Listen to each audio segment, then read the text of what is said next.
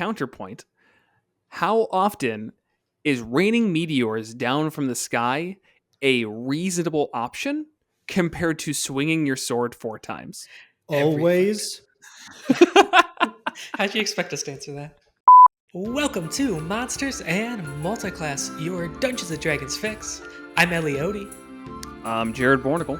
And I'm Will Meldon. And on this episode, we are doing a fighter retrospective. If you saw our ranger retrospective, it's the exact same thing, but with a fighter. Hopefully more positive. We're going to dive through what is a fighter in D&D 5th edition. Did they accomplish that? The changes through we go through chronologically and all the changes that were done with fighters as they released, and should be interesting stuff. And then ultimately taking a look at what we'd like to see in the future. Before we dive into all that, I just feel like it should be generally acknowledged our format change. We got proper recording software and good lighting. At least some of us did. Will. And hopefully it should all be looking better. If you have an opinion on it, let us know in the comments. But I feel like it needed to be vaguely said and now acknowledged, yeah, it's looking different. Hopefully higher quality for everything. Anyways, Will's trying to maintain that dungeon aesthetic, and yeah. I don't think we should squish his dreams. Yeah, I'd say with the new recording software, at first when he came in, his background I'm sorry, it's not a real background, was not there, and we saw the horror that is the back of his apartment. It's a cave. Yeah, it was quite upsetting. It's like he took everything we talked about in our Demon Lord episodes and was like, let me make that my aesthetic. Spikes, hanging bodies, mold, slime. So much slime. Where do you even get that much slime? Are you a Nickelodeon exec and you're not telling us? Stealing from Nickelodeon headquarters, yes. All right. I don't even know how much of that's going to make it into the actual episode, but I don't know. So, fighters. This is a class in Dungeons & Dragons. I think, Ellie, you kind of covered everything we're going to be discussing, but I think the right way to start this off is just, what is a fighter? And what does it mean, not just in the context of Dungeons & Dragons, but what does it mean to us personally? So let's start with Will. What do you consider to be a fighter? What to you makes the quintessential fighter? It goes all the way back to even before D&D. D&D originally came from miniature war games where people pretended to be knights and have their little war games going on. And then they added magic. So there's something so fundamental to the fighter class, to D&D, that it goes beyond D&D. It is the character who fights. It's so general, it's ridiculous. It's anybody who utilizes weapons in a trained fashion. And it's just everything. I think you actually, I mean, right away, I think bring up a good point where it does go beyond D&D. It is a lot of what gives the genre its distinct feeling. The idea that this isn't just a wizard fight. This isn't Harry Potter where everybody has magic. Here are normal people who are able to go above and beyond and compete with these magic users and everything else. So I feel like you were trying to say that as if it was a very blunt, obvious statement, but that actually had some nuance to it. Good job, Will. Yeah, no, it's a very good point. I would say it falls apart a little bit when you start taking a look at barbarians and rogues in the mix. They classically don't use magic either, and they are fighters. I think what sets fighters really apart is their versatility to use almost anything. They are proficient in every weapon and every armor type. Barbarians are not, paladins are not, or paladins are, rogues are not. Paladins are I think they're originally a prestige class of fighters, where they're fighters who then got holy magic. So in some way, they almost kind of feel like upgraded versions, but balance-wise, in 5th edition, I don't think they do. But interesting, though, with the fighter, I think it's versatility in character creation, not necessarily in play. When you go to create the character, it's really wide open. Do you strength or dex? What type of armor? What type of weapons do you want to use? How do you want to fight? How do you want to handle things outside of combat? Things like that. But as you start making these decisions, it does lock you down. Right, in the more. way Yeah. that just if you look at, again, rules as written, D&D, you can't easily switch between a sword, like a great sword, and a longbow because one's strength, the other one's dexterity. So unless you've equally put in your skills to both columns here, you don't have that full ability to just use whatever. Even if the game Right. stats say, "Hey, you're trained in all of these things," you might have a 11 dex and a 20 strength because you didn't really need dexterity, and that takes away your versatility a little bit. Right. Or your fighting style. I mean, there are fighting Right. styles you could pick which are weapon agnostic, I guess is the term I'll use there, where it doesn't matter what you use, but a lot of times you're picking a fighting style that is for one particular weapon type. And then that also kind of locks you in. In a sense, they almost kind of feel like polar opposite of wizards in that versatility sense. Wizards, obviously, there are, in both these cases, like you could have fighters that use magic, and you could make wizards that have subclasses that use martial stuff. So there are exceptions, but if you just kind of look at the core fighter and core wizard, a wizard is, they don't have armor and they're spellcasters. That's what they are. They're the quintessential spellcaster. There's not a whole lot of wiggle room there in building that character. They need intelligence, and they're focusing on magic. But then they get a huge spell book and they prepare spells, and they're really versatile on a day to day basis. Whereas a fighter, they are really versatile up front. You have this huge smattering of what makes a fighter a fighter. But once you make those character creations choices, they are very much locked into this is what this one character does. Yeah, that's fair to say. And I think there's probably an attempt mechanically to overcome that with the additional ASIs and the optional feat rule. But even then, it generally pays off to specialize rather than to Exactly. try and get everything. Right, right. Yeah, that's more character creation stuff where it's very versatile, where, yeah, you get an additional ASI, so you get generally, pick more feats. Right. Usually is what you see, and to again, more specialized into a particular combat style. Yeah, now I'm like curious because I don't think we've ever had a fighter who intentionally tried to be like just well rounded and actually switch between like maybe martial and ranged attacks and ignore feats in order to just get ASIs and prove all your skills so that way you're actually good at every weapon. Um, Right. but you can do that. That would almost be its own type of fighter. It's like, oh, what do you do? I'm actually good at everything. Not the best, but I'm pretty darn good at it. Hmm.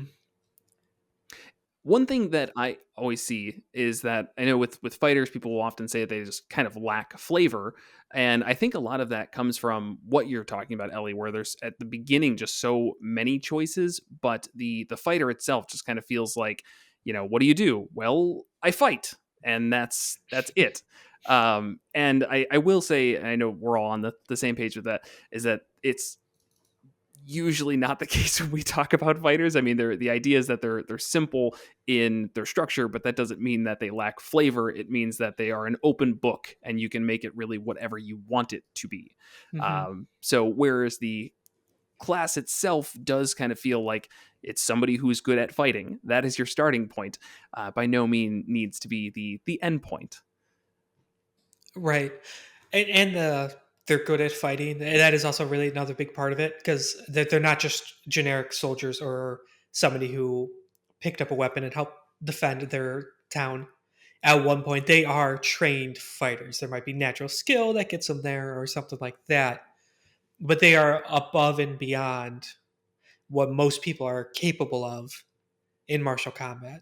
So then, from a flavor perspective, what is really liked about fighters?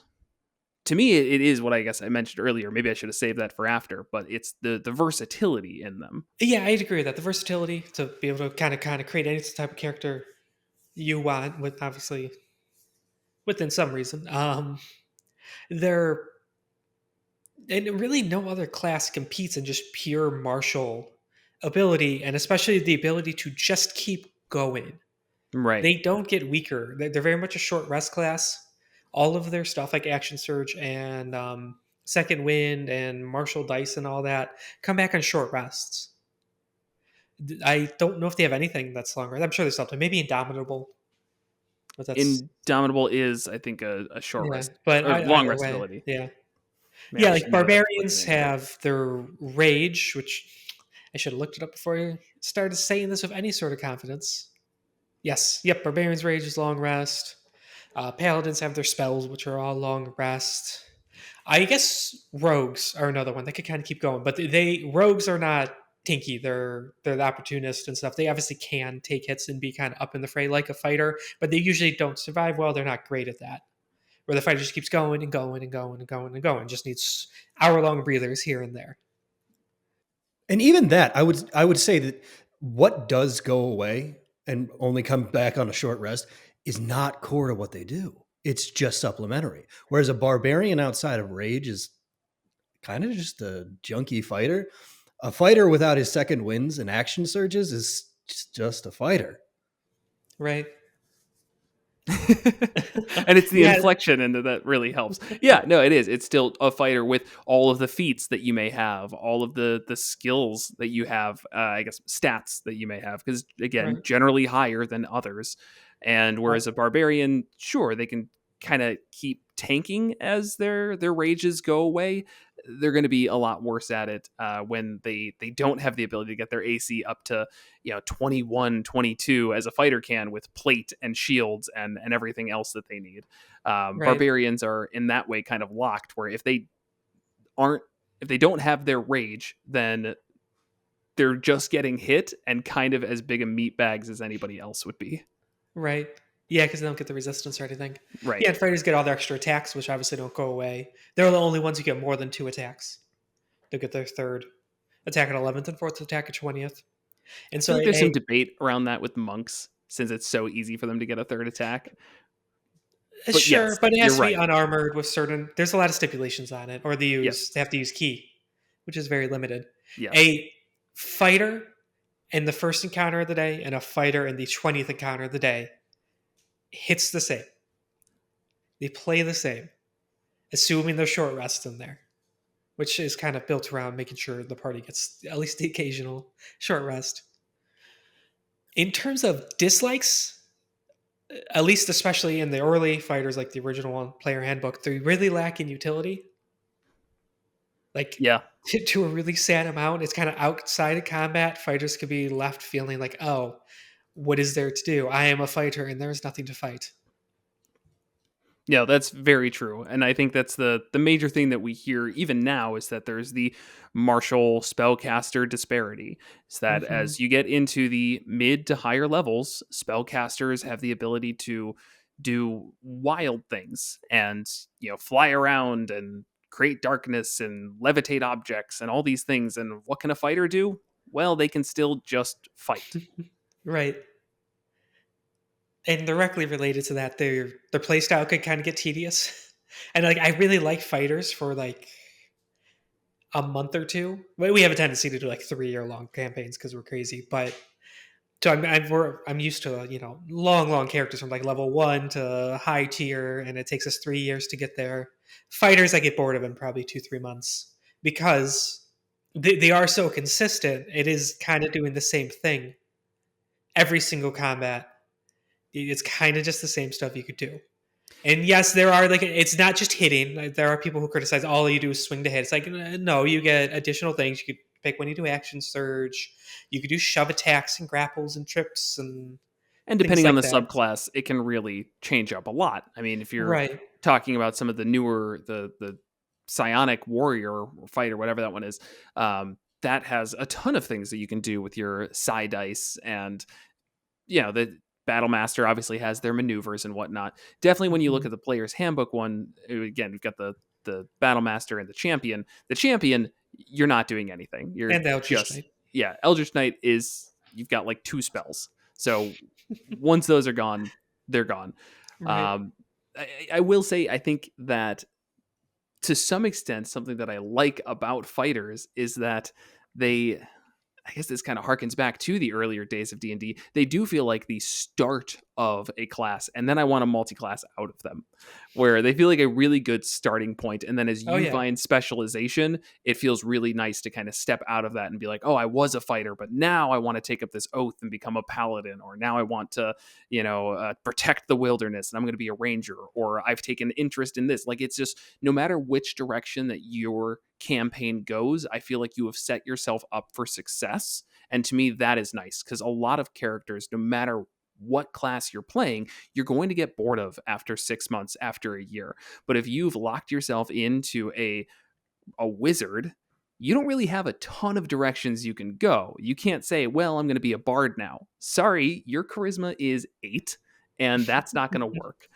You could go into a fighter. That's probably not going to feel very worthwhile at this point. Whereas on the other way around, if you're a year into a campaign and you're a fighter, you're level 9, and you're like, I'm going to take a level or 2 in wizard. That's great. You're set up for success. This is still going to work out for you. Right. Assuming the ability scores are there, which fighters do get a lot of. So Right. Yes. right. Assuming the ability scores there is probably the most important part of that. But if the directions are there, then yeah, I think it's a great way to just set yourself up for a long-term campaign if you're the type of person who knows that you get kind of bored after a while. And if you're going to get bored after a while anyways, start with a fighter. Right. But yeah, definitely, I would agree. Hands down, fighters are probably the absolute best multi-class. Just the best potential for it. It's really hard to pick a bad class to multi-class with a fighter. In one way or the other, they could all be good. Some Yeah, better even than if you others, but right. Even if you're just getting action surge, it's like, yep, that worked. yeah, That was worthwhile. yeah, that's probably worth it. Yeah. So, any more on the likes or dislikes?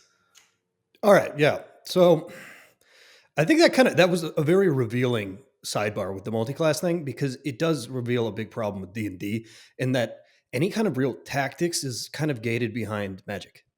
Your flavor in combat, like, how do you get more flavor out of the fighter? It's like, oh, become magical by some kind of means, which in my eyes, that actually does kind of suck, and there's no easy fix to it.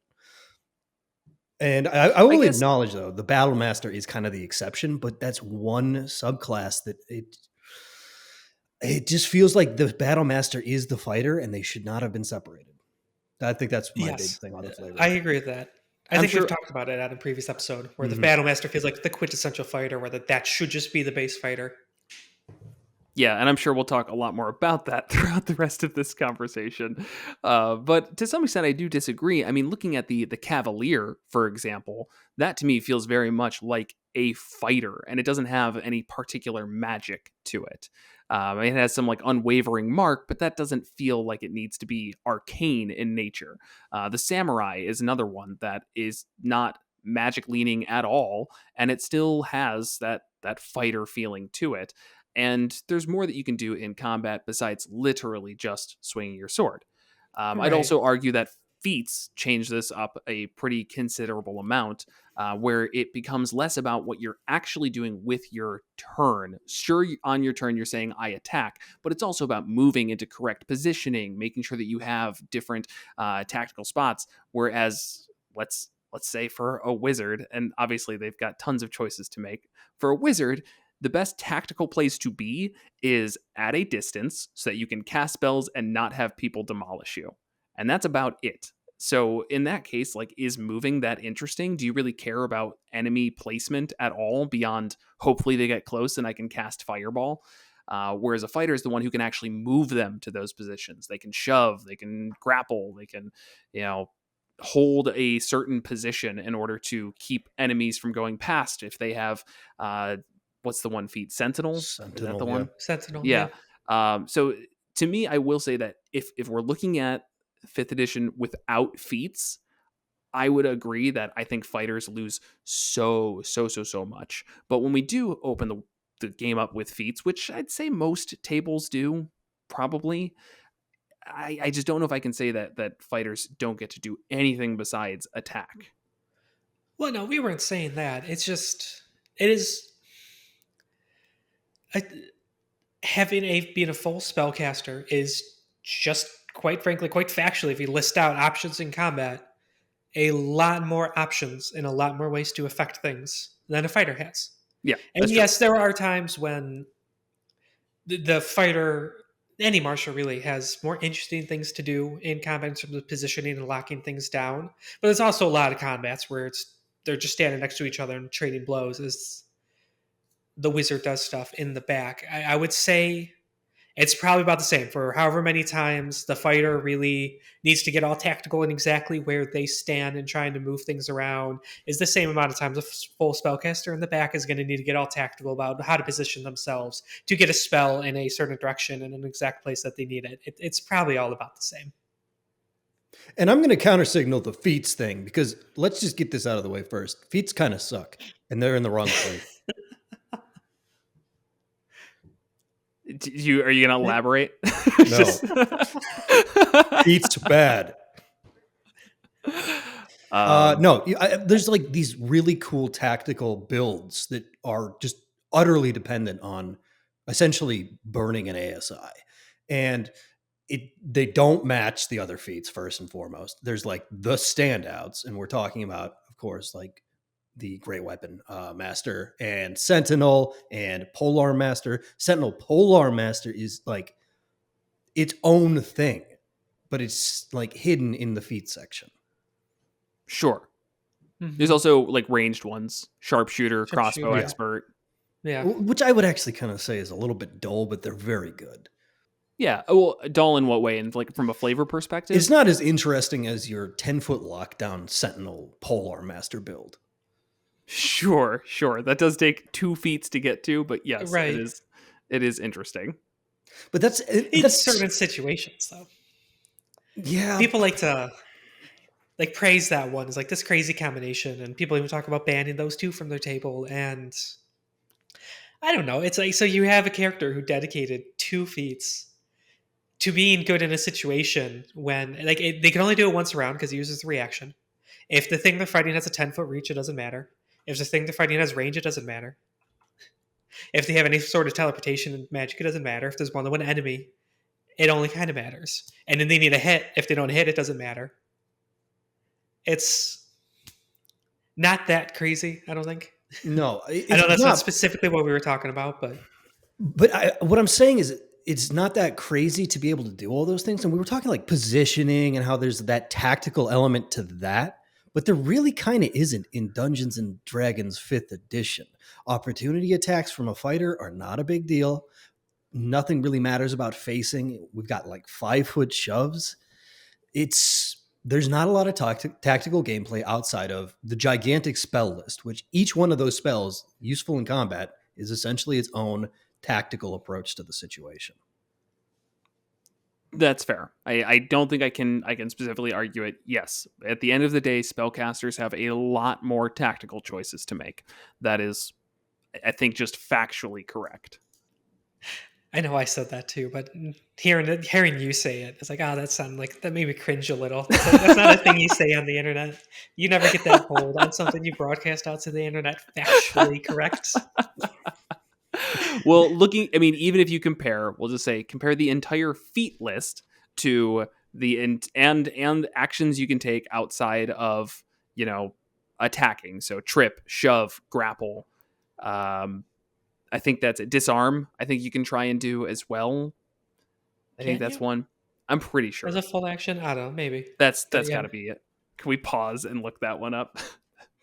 I feel like we're going to sound like big idiots if we're like, let's do a fighter retrospective. Can you disarm? Are you allowed to do that? I know it's a battle master thing. I know it's bad. Okay, it's on the DMG 271. And is it a variant or... Because like in the player handbook, there's nothing in like the attacking section. It's opportunity DMG. attacks. DMG. I know. So is it a variant? Because in the player handbook, it has like, here's the actions, here's the special type of attacks, like opportunity attacks, 2-weapon fighting, grappling, and shoving, which encompasses trip. So there's a disarming variant. Okay.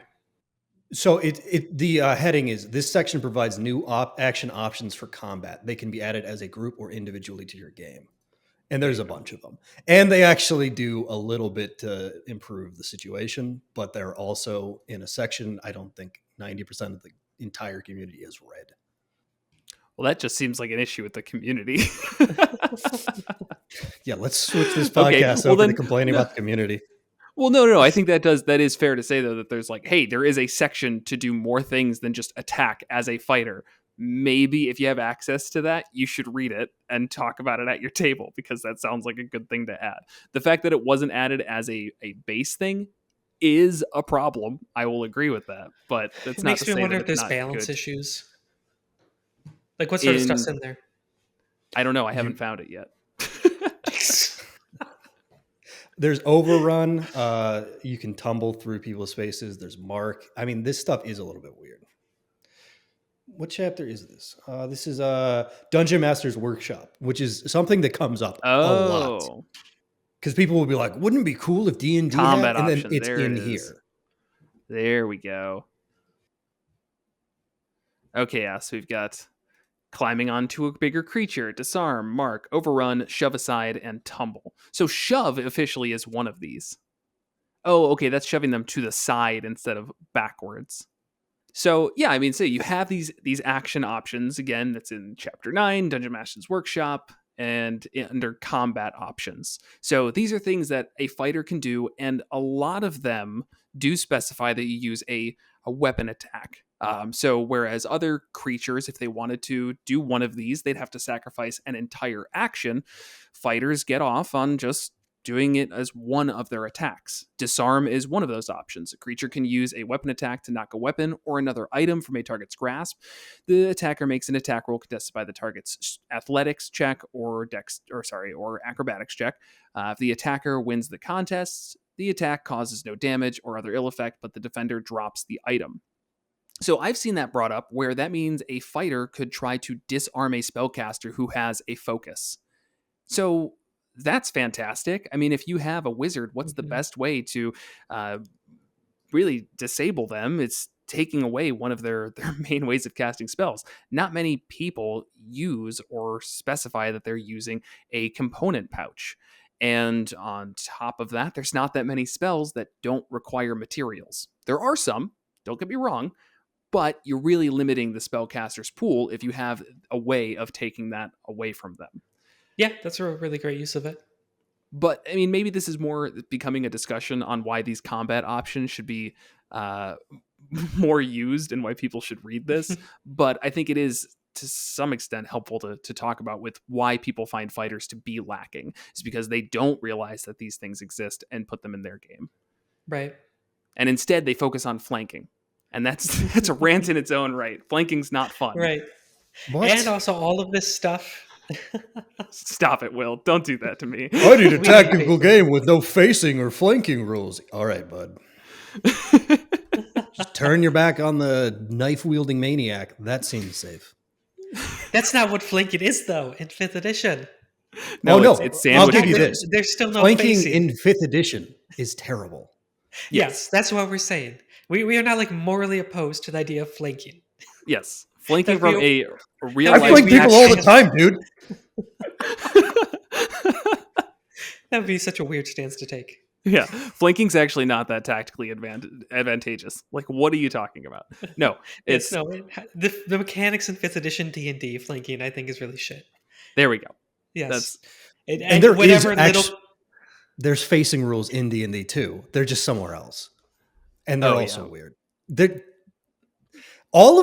like demeated the entirety of martial combat and put it all in the DMG, which nobody in the community has ever read. Once. I am the only one who has ever read this book. See, the worst part is you could claim that and no one would be able to dispute you. Exactly. Because they never read it.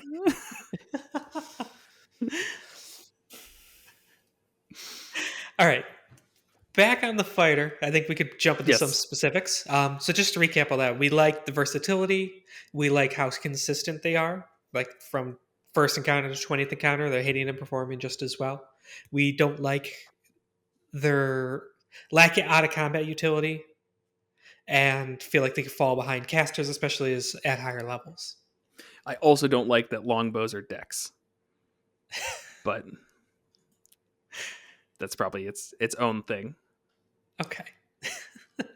it takes away, like, if you're a strength fighter, you don't have any ranged options besides throwing Yeah. javelins. That's not good. It takes away a lot of the benefit of being a fighter, which is being able to be versatile in different situations. If you need to be a ranged attacker, if you're a dex fighter, you're basically good in any way. You're just doing consistently less damage because your weapon dice are lower. But a longbow is a weapon that in real life, just like flanking, in real life takes a lot of strength. So it's one of those like ones I kind of want to wish could be switched a bit. It takes both, and it's more complicated than No, it has like a gate. You have to be certain level of strong, and then you have to aim it. That's Right. where the Right. like goodness comes from. Right. But of course it would be super convoluted to say, let's have a minimum strength requirement on a longbow, and you need to use dexterity in order to hit with it. That's not 5th edition. So Right. I would rather just be like, yeah, use either. It's fine. Athletics or acrobatics, your call. That, yeah, athletics or acrobatics, not the nope, those two skills. Those two. Oh, you're not proficient in acrobatics? You can't shoot a longbow. You got to be Sorry. proficient in acrobatics if you're a rogue. It's required. The rogue just doing gymnastics every day. Tumbling balance beams. Gotta be prepared. You're a rogue. All right, so that's it. That's my final piece. I wanted to get that in Right. there. So yeah, in terms of the specifics, we won't talk about every feature and every feature of every subclass, but we do like to, with these retrospectives, go through the order that they're released. Like, here's the player handbook fighter. What does it fall short on? Then the next thing they did is this. Sword Coast Adventure Guide in this case. Did that fix anything? It didn't. And then we just kind of work our way through. That should just be the tagline for Sword Coast Adventure Guide. Did it fix anything? No. Before we do get into this section, if you are enjoying what you've seen so far, make sure to like, comment, subscribe, ring the bell, all of those things. Look at us growing up. We got the proper setup. We remember to do that early on in an episode and not 3 hours into it. Anyways, so fighters, yeah, they get every access to any fighting style. There's later on in Tasha's when it adds more fighting styles. There's some that they don't get, but up until that point, there might be some obscure ones and some odd books here and there. But for the most part, any fighting style that is in the game, fighters have the option of taking.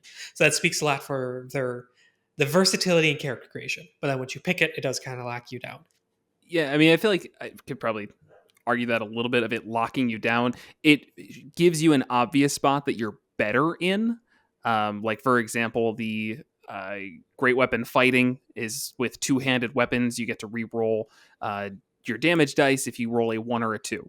Obviously, the benefit is if you're using that weapon, great, you're in a good position. But if you're in a situation where you don't want to use that, it's not like you're actively hindered from picking up a different weapon.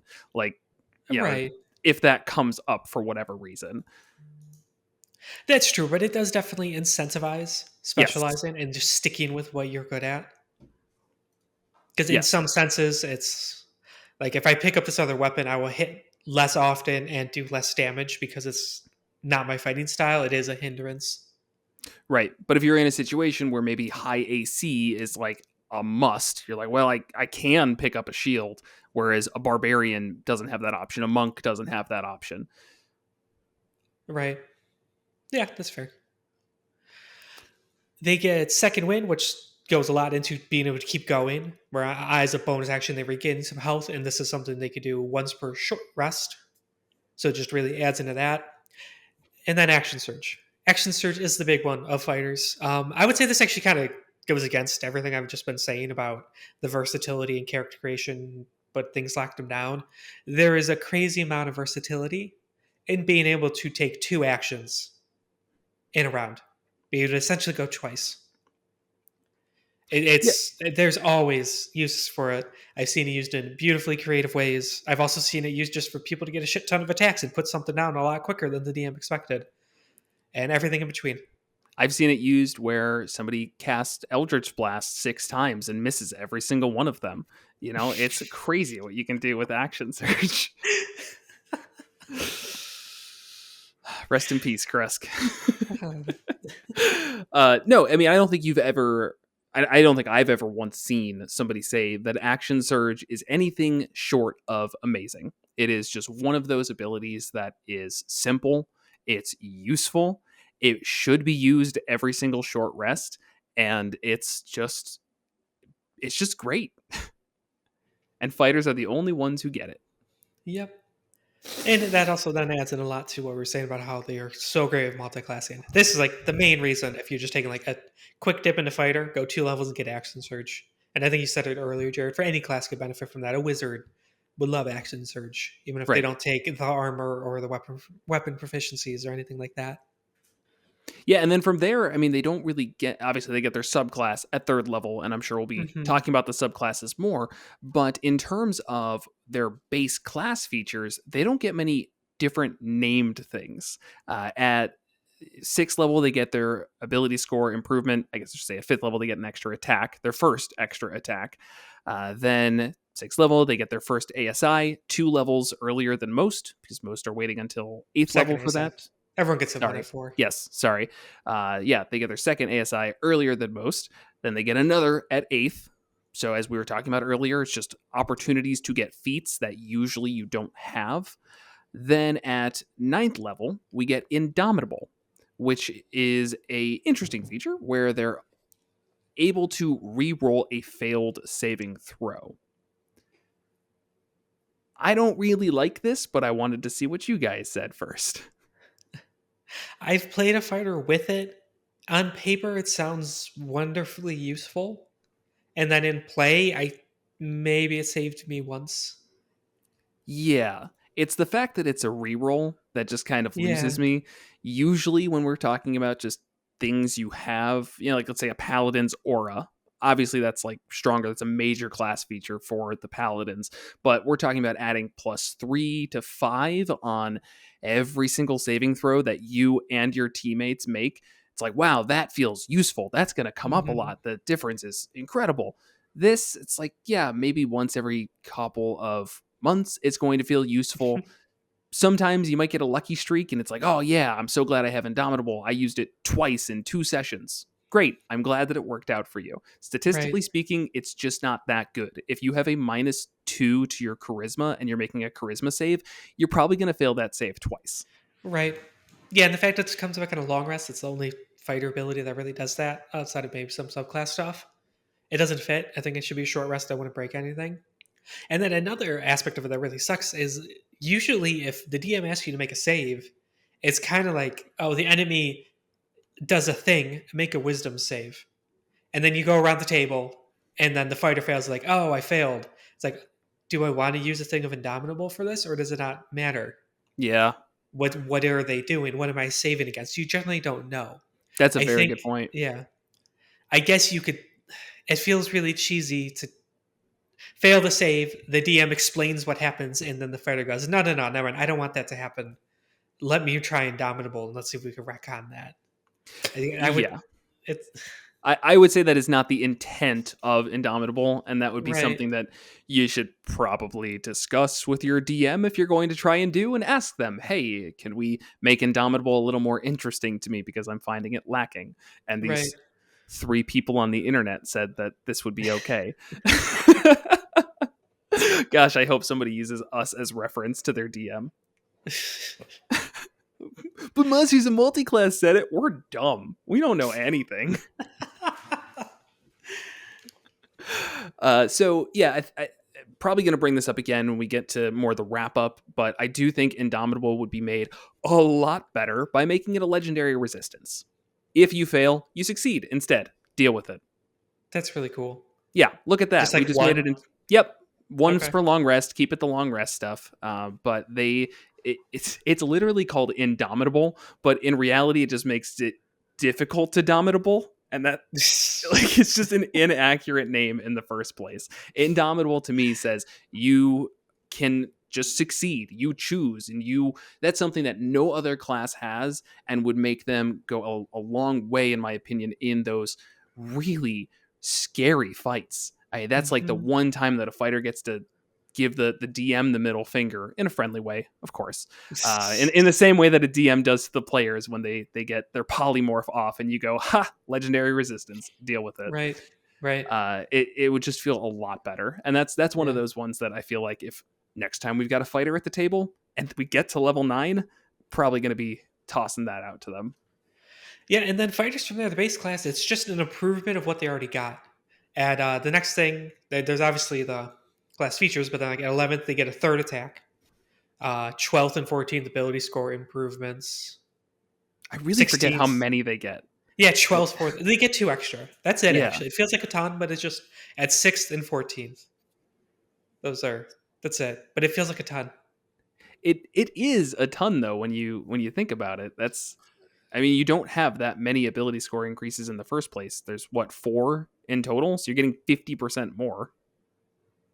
When I put that number on it, sounds pretty big, Yeah, doesn't it? it does, yeah. Then it's somewhere in there you get the extra indomitable use, and then it just keeps going up like that. Right. And no really major things to speak of until 17th, where you get a second action surge per short rest. Mm-hmm. Again, not a different named feature, but super useful. And then at 20th, your capstone, you, the pinnacle of fighting, can swing your weapon or shoot your bow 4 times in a round. Every round. Damage-wise, consistent damage-wise, it is kind of unprecedented. It really lends to that idea that fighters are good all frickin' day. Right. A lot of the other ones, I mean, if we look at like a sorcerer's where they get a meta magic point back or something, or like a couple meta magic points, sorcery points, sorry. A monk gets a few key points back. A ranger's is obviously worthless. Paladins get to go god mode for like a round or something, or like a turn, not a turn, a combat. That's the word I'm looking for. Right. You know, we either get these capstones that are kind of not super amazing or just kind of let you continue doing what you're supposed to be able to do because your resources are tapped. Fighters are like, no, your resources are not tapped ever. So honestly, as it can feel a little bit underwhelming as a capstone, it is kind of great. It is, and it can add up fast, especially if you're the heavy hitter. You have a great sword, so 2d6. That's every single round doing an extra 2d6 plus 5 damage. Ignoring the potential for feats, obviously, on top Right. of that. Not to mention, Especially if you have great weapon master, 2d6 plus 15 Yeah, extra that's just damage insane. every single round. and it combos with action surge to an extent, right? Right. Yeah. Entirely. And it gives you more versatility of grappling and shoving and things like that. Yeah. Throwing a grapple check on feels a lot more worthwhile when you're sacrificing a single one of your attacks. I mean, you can grapple in one 4 turn people. Just imagine you just like are spinning in a circle and like grabbing people by the shirts and just like pitting all Just their like shirts bunching together. them under your armpits. Yeah. I would allow it if you could justify it. If they're prone, I would allow it. You stand on 2 of them and then you lean forward and grab the other 2. So you're kind of like on all 4s. Sure. I Just guess. like, I got him. I'm pinning him down. What's your And then you justification? also- I'm the most powerful fighter probably ever. Huh? Right. And let's also not forget that on top of all those grapples, you would also be able to swing your sword. Mouth. Oh man. Use your mouth. All right. This is just guts from Berserk. Oh, boy. So but I feel like I was actually going to say something of value. The fact that on one turn That'd be a new from my segment on own- the podcast. Good content. I meant from my own like ramblings, not from yours. You're fine. No. The fact that you can grapple, trip, and make 2 attacks against a creature puts you as a very strong single target lockdowner. That's your role. What's your thing? I'm a single target lockdowner. Then in the player handbook, it came with 3 martial archetypes, 3 subclasses: Champion, Battlemaster, and Eldritch Knight, which I think are worth all 3 talking about because it really does say a lot of their kind of initial intentions of the different flavors of fighter. Let's start with Battlemaster because, as we already said, it really feels, based on all the flavor and the lore, it really does feel like the Battlemaster should almost be the base fighter of the maneuvers and superiority dice Yeah, and so all quick that. summary of the Battle Master. They receive a resource called the uh, maneuver dice, and they can Superiority dice. superiority dice. Thank you. Should have had that up. Superiority dice that they can choose to expend either when making an attack, before an attack. They basically get a list of maneuvers to choose from that they can add to their repertoire and say that, I'm going to make this a trip attack. So when you hit this creature, you roll opposing dice. You get to add your superiority die to the attack, and if you succeed, you trip them and you do damage to them. Great things like that. And Right. it, as Ellie mentioned, just really feels like what a fighter should be able to do at all times. And to Will's point much earlier, it adds a bunch of tactics that they can choose to do at all times. Yeah. I've even seen people suggest to go as far all martial classes should have these baked in. It should be an overarching thing. And to strengthen the Which is an point interesting that idea. we believe that this is the case, there are two ways of doing this, kind of. There's a feat to get this stuff, and there's also a fighting style that was added. Yep, they both Right, and stink. Tasha's. They're They're like just multiple limited. You get admissions. one. Yeah, I know it's limited, but it's almost an admission. It's like, this kind of doesn't feel like a subclass, does it? Nope. Yeah, it's that versatility at character creation that gets narrowed down after you make your picks. It really shows your superiority on the battlefield in martial combat over anyone else, just because like rank and file soldiers and militia and stuff like that can't just naturally do this. Yeah, I'd say from that perspective, it's why I'd argue this should be for fighters only. I don't like the idea of giving it to all marshals. It seems like it's an overcorrection, and there's other That's ways true. to help out the other martial classes that aren't giving them superiority dice. I To was me, gonna this say, yeah, like a barbarian or a rogue getting like I don't know any of I these. don't know, yeah, any of yeah, well, I Parry, don't know. parry. Would a barbarian parry? No, barbarian would parry. A rogue could parry. Yeah, Maybe they could get a slim down thing, but a barbarian and rogue getting like rally or stuff like that. The A ranger rogue with can have sweeping whatever the attack, ranger wants. Nobody wants to hurt but the they're ranger they're not anymore. they're not marshals. They're half casters. yeah. I'm sure that you could ask the question of like, should be full marshals only get this? And No. regardless, I mean Right. that's my general stance on it. Is I don't think that it would work. I don't think it would be best to give this to everybody, but I do agree. I think fighters should probably get this for any of the subclasses. That said, for Yeah. the longest time, the Battle Master, because of these, was considered the best fighter. Yeah. I mean, I think It it was the really just felt, optimal pick. yeah, it That felt was a quote. very strong. I've played them myself. They feel very good. I mean, they just feel good to play. You feel like Right. you've got a lot of options as you get later into the levels on it, which I've never played a high level Battle Master. You have a lot of options. They do a good job of making sure you add more and more. I think. Yeah, more superiority dice, more maneuvers. The superiority dice goes up to D6, D8, D10, etc. Do you get more Or superiority they dice? start. You start with 4. I don't think you get more though.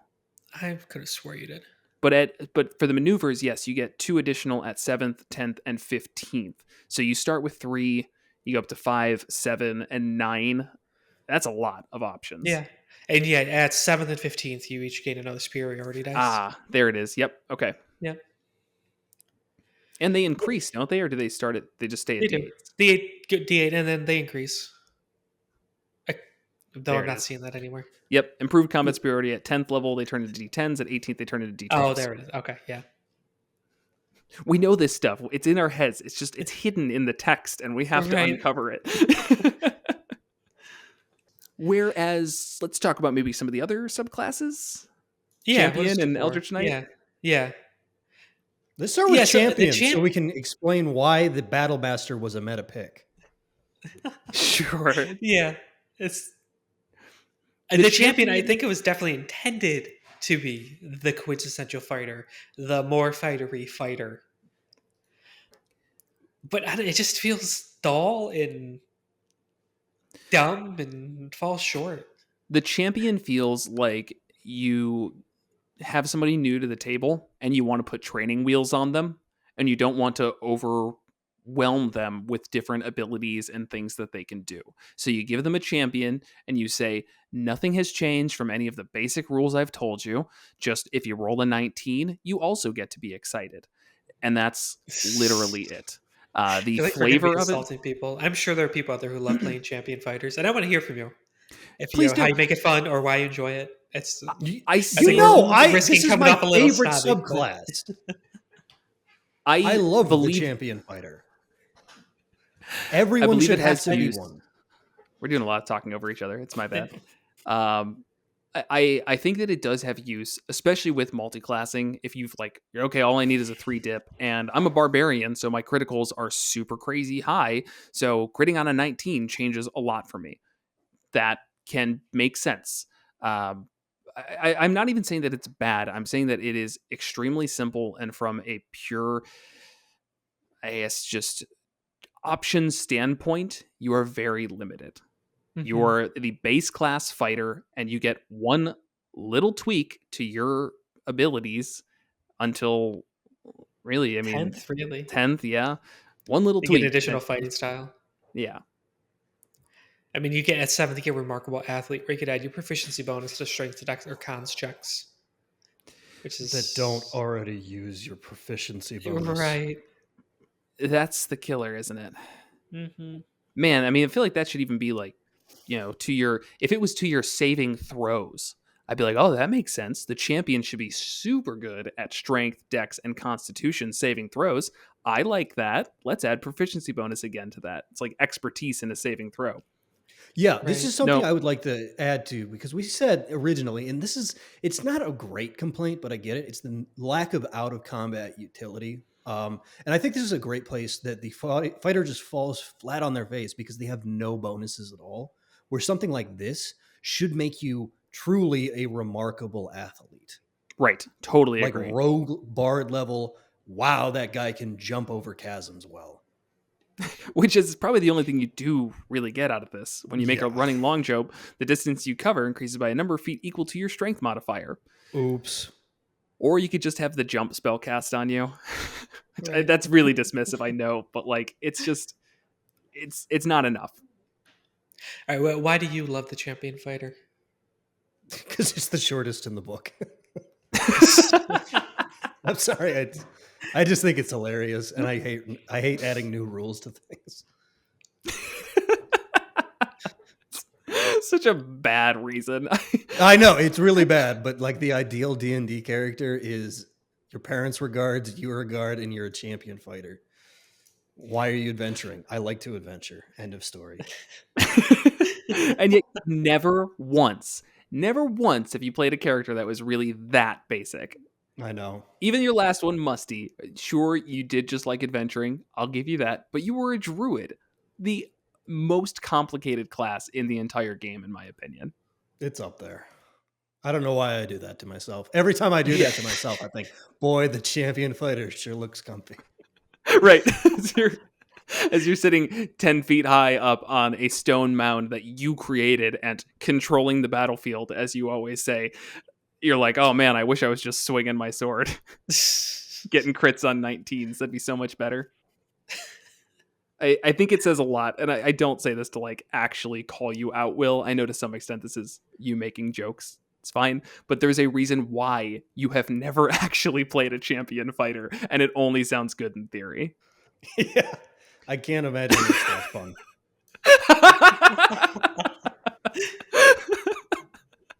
But that said, again, that's not to say that that people's experiences are less valid. If you have had fun playing a champion fighter, that's not wrong. There was nothing wrong about having fun if you've played this character, this subclass, and enjoyed it. It's just that it's, from compared to the others, not very exciting. Right. And if you made it exciting, good. Tell us about it. We want to hear. But I think we can go even further into why it isn't really exciting. And we revealed why we were kind of biased on this because we do play for years. And yeah, even the things you get, like additional fighting style, when that came out, the book came out, the fighting styles were just little tiny baby numeric increases, and they were often mutually exclusive. So you Very probably true. are the big, bad, great sword wielding guy, you don't have options here. You're going defense for your second one. All the rest of them, they're not going to work. There's Right. like So you get sets this of fun little like, oh, what am I going to get? Oh man, so many options. Oh, my AC increased by 1. What if just replacing that additional fighting style? What if it's just said at 10th level your AC increases by 1? That's basically what you're getting. Yeah. It's not that exciting. Right. But that has a little bit changed. We do have new stuff Yes. that was added in Tasha's, I believe. And Right. they're okay. They're okay. Yeah, a good amount were added. I think are definitely worth looking at. And I guess Which we haven't we'll done get this to, once yeah. yet. I'll do the wave here because we do go into a lot of detail on them. I guess throughout all of our Tasha's videos. Is that a playlist? Right. Can we link a playlist? Yeah, you can. Okay. Yeah. Check all that out. Right. All right, and then the final player handbook subclass is Eldritch Knight. This is the magic take on the fighter, which I think was definitely needed, and I'm glad they included this. And then, especially in the player handbook, this was the simplest way to play a Gish, the melee focused spellcaster. Yes. There were, of course, other ways in multiclassing you could do, but the arcane focused melee spellcaster, this is how to do it when the game first came out. They're a 1/3 caster, so they don't get past 4th level spells. At 5th level, they have 3 first level spells, so slots. So we're not talking a lot here, and all of their spells need to be abjuration or evocation, except for on a few levels they get pick outside of that. So it's very limited. But we've definitely had Eldritch Knights at our tables. I've played an Eldritch Knight. I think they feel good. I think they're still fun to play. The limited spells are just enough. Yeah, I Where think it that's a good doesn't way of feel- putting it. It's like you feel limited throughout your choices, throughout your uses of spells, but it's like maybe we're masochists, but like it's just like a good level of limitation. It's like, yes, I shouldn't be able to do more than that, and I will definitely stand up as the resident Gish hater. This is the only Gish I super respect. If you choose an Eldritch Knight, it's like, oh yeah, you're not that good at magic. It's fine. It's the Blade Singers. It's the Blade Right. Singers I don't like. One of the really big, though, game-changing things for the Eldritch Knight is they get 2 cantrips. Any wizard cantrip. So that opens things up a lot. So a way to get ranged, though they need intelligence for it. So it's a little weird. Yeah. But that's not super limited. And then at 7th, you get War Magic. So when you use your action to cast a cantrip, you can make a weapon attack as a bonus action, which is a really great combination. Yeah, a little bit dated in terms of I guess usability, because when you do look at Tasha's Blade Singer is a full spellcaster, and that has the ability to replace one of Basically. their extra attacks with a cantrip. So you're using your action and you're not using up your bonus action to It's get better, that out yeah. there. It's inarguably better. And that I feel like would be changed if this was re-released. I don't see that happening until whatever the next edition of D&D is. But I still don't think it feels that bad, because fighters in general don't have a ton of uses for their bonus action. Yeah, I agree. And going back to the versatility thing about the versatility in character creation, at first Eldritch Knights might seem like this is kind of one of the early exceptions to it. But I don't think it is, because you're not preparing spells. You have very limited number of spells. You pick a certain number of spells that you cast a very limited number of times a day. And so it doesn't feel like it blows this class wide open to have all this utility magic and getting on par with the caster. It's always just supplementing the base fighter, which is still really solid with the action surges and the good attacks and the versatility and the ability to just keep going. Though these ones are more limited because the spells are, of course, a long rest, just like all others. Interestingly That'd enough, be an though, interesting switch. what, short rest? But yeah, short rest spell recovery for an Eldritch Knight. Basically be like a fighter warlock. Yeah. And so what are we going to say, Will? It's kind of interesting because the spellcasting is so supplementary that they run out of all their spells, and they're back to being a fighter. It's gonna Right. That's why It's I true, like except this for the one. cantrips. The cantrips are a little bit brutal. I have my own issues with the cantrips, but Yeah, it's just the scaling because they do get really, really good. And if you choose the right one, it's a lot of damage. Yes, that's always kind of the issue where if in a lot of situations, if you are a fighter, you actually have a good intelligence, later levels, you're at level 11, your firebolt might end up doing more damage and be a better option than swinging your sword, and that can be a little bit difficult to stomach. That said, I think most times with fighting styles and other things, the damage usually comes out in favor of making multiple attacks, even just like the consistency of it being able to crit. I forget if Firebolt's one. Yeah, Yeah, I Firebolt can. is one you can That's an crit attack on. roll. Yeah. Um, it Split it up. Yeah, I say that's kind of important too. The fact that you can cast a cantrip and make a weapon attack. It it just kind of feels good in my opinion. It never feels overly strong. Right. Yeah. Yeah, I would say fighters are the one that will keep up with cantrips because cantrips, their weapon dice doubles at 5th level and then triples at 11th. And that's when fighters get their extra attack and then a third attack. Nothing else gets third attack. So, like, if you're a blade singing wizard at 5th level, you get 2 attacks. And so those attacks are going to be the weapon dice plus your strength or dex, which cantrips don't get that sort of stuff. You typically don't get plus intelligence to it. So then at 11th, the blade singing wizard is still doing 2 weapon dice plus their strength or dex, but then 3 dice of the cantrip. And that's where it could start outpacing it, depending on what their strength or dex is. Fighters, they keep right up with it. Yeah, which is definitely a point in the fighters book. Just I mean Eldritch Knight obviously as well, but just I don't know, I just hear too much stuff about fighters not being good compared to spellcasters. It's true, but I want to like fighters so much. So just I wouldn't say they're bad. It was just it's what we said earlier. It's that they have less options. And in yes, some yes, cases that is bad. That's worse, but in other cases, like, I mean, what they excel at, they excel at. right. With the So yeah. exception of 20th level play. Because at that point, the wizards are casting wish and raining meteors down from the sky and can make infinite clones of themselves and teleport things to other realms and rip apart the space-time continuum. And the fighter could attack 4 times. So I'll admit, at 20th level, like the real high level play really falls flat. But it's so rare to see it. Okay, but counterpoint: how often is raining meteors down from the sky a reasonable option compared to swinging your sword 4 times? Every fight. Always. How'd you expect us to answer that?